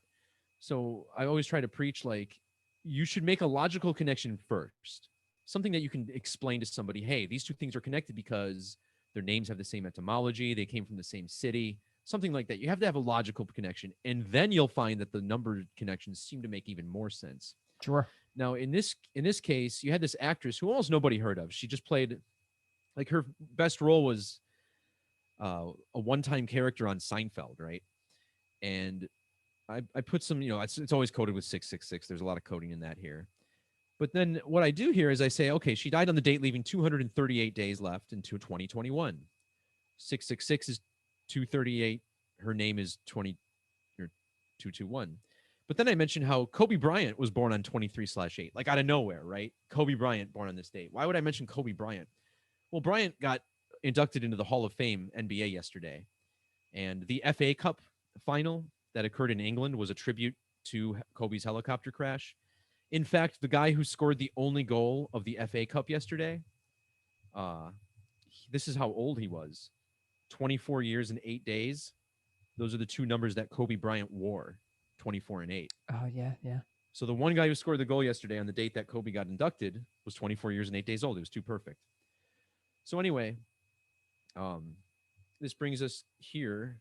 So why does Kobe Bryant? It's not just because Kobe Bryant is getting inducted that I brought it up, but here's the thing: is that the episode this woman starred in the 90s, and mind you, she also had a real life romance with Jerry Seinfeld. So it's not just that she was on the show once; it's that there was also this connection, right? And she was in one episode called "The Nose Job," and when I typed out "The Nose Job," I realized, wow, it's got matching gematria with Kobe Bryant. And if you recall, Kobe Bryant got his nose broken in the All-Star game back in 2012 Yeah, and I used to do wear this remember big that. shield. Uh-huh. So after I realized that, I'm like, oh, okay, there's your logical connection, like the nose breaking thing. And she also died on a date with, she died on the 7th, which is a date with 53 and 17 numerology. And that's the gematria of nose, 53 and 17. So connected to Kobe through the nose. And I think let me see where the nose is in astrology. I don't even know if it's mentioned. The nose would be, oh man, yeah, you're right. What is the nose? I know Aries is the there's- head and Taurus is the throat. Yeah, neck and throat, but there's nothing that states nose, I interestingly think enough. maybe it would be Gemini because it rules it's airflow. Arms and lungs, you might be right. Yeah, because of the lungs connection. And And he did and die the in and the relation to duality, Mercury. the two sides, the duality. Sure, and then it's like, okay, the nose job was Seinfeld's 26th episode. Kobe died on the 26th day of the year. If you measure from this episode to his crash, you get this 294. And 294 is Jerry Seinfeld's birthday. And that's also the gematria of 666 and 603 score and 6, which is 666 was the big number the first half of the post is about. So there's more here, blah, blah, blah. It's actually pretty deep, but this is what I'm saying. It's like, make the logical connection first and then start looking at numbers and getting ideas like that. This to me is more of a right brain thing. If I take you back to December 2017 on my blog, right? I'm just running numbers. It's just this number, that number, this number, that number. Sure. It doesn't make a whole lot of sense. Just seeing the numbers is triggering, and that's just because you're seeing the same symbols, Right. and obviously you could try and connect, but you use that right brain to create the story, and the Right. images and to symbolize it for meaning. Right. And I realize sometimes you just got to take a step back and think like, oh, and also what I didn't even mention is that this actress, her nickname was Tawny Katane. Her real name was Julie, but she was called Tawny. The etymology of tawny is tan or dark brown, which is obviously an underhanded reference to Kobe's skin color. Like, I mean, to me, it's obvious because I know how these things work, but. Yeah. And you know what's funny? Right brain symbolizes the feminine, and feminine is illogical, irrational. So like, it's like this connects, but it's like, yeah, that's how the feminine energy works. The feminine energy is sporadic, it's random, but it makes sense. Sure. Irrationally, illogically, a way that you wouldn't expect it. That's that whole right side. Because when you talk, polarities, left brain male, male energy is direct, like, oh, well, the numbers directly are saying to me Right. that they're the same thing. But the right brain is, you have that crazy vast imagination of images and symbols and then the stories and stuff. And that's, and that's how you read the Bible. It's the same way. You're reading it from the spiritual side or the right side. So I get what you're, Makes yeah, sense, man. it's a perfect example. So yeah, my blog has evolved in a similar fashion, like as I continue to understand how this stuff works and how the symbols aren't just numbers, it could Well, be my a name like matches C, it could Kill. be any of that. Like, I have nothing to do with Kill. You could say, oh, your name matches with Kill. My dad wasn't, I mean, he was killed by a heroin overdose, but that's killing himself, Well, or, well, we think. the word rebirth equals 44 too.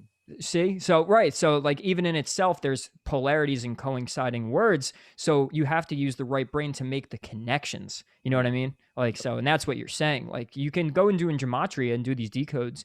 I could go find, even on the calculator, I could just put, check for the words that mean the same thing. Go, oh, this means that, this means that. Like, that doesn't mean anything. It's a matter of using your right side, that intuitive side, to really figure out what is connected to you or the situation. So you need that. Exactly. Like it's not always starting with the numbers. It's just like, It's I part think of we it. got a good grip of it, but yeah, it's a big part of it, but it's just a part of it. Yeah. So Yeah. right on, man. Well, this was great. Thanks for having me on again, Ray. Yeah, dude, I appreciate you doing this. Yeah, it was good Seriously. stuff. And I think we should continue to stay in touch in regards to our plans for what to do about things and separating off a little bit from the rest of this crazy world. Sure, sure. I feel like I that's overdue.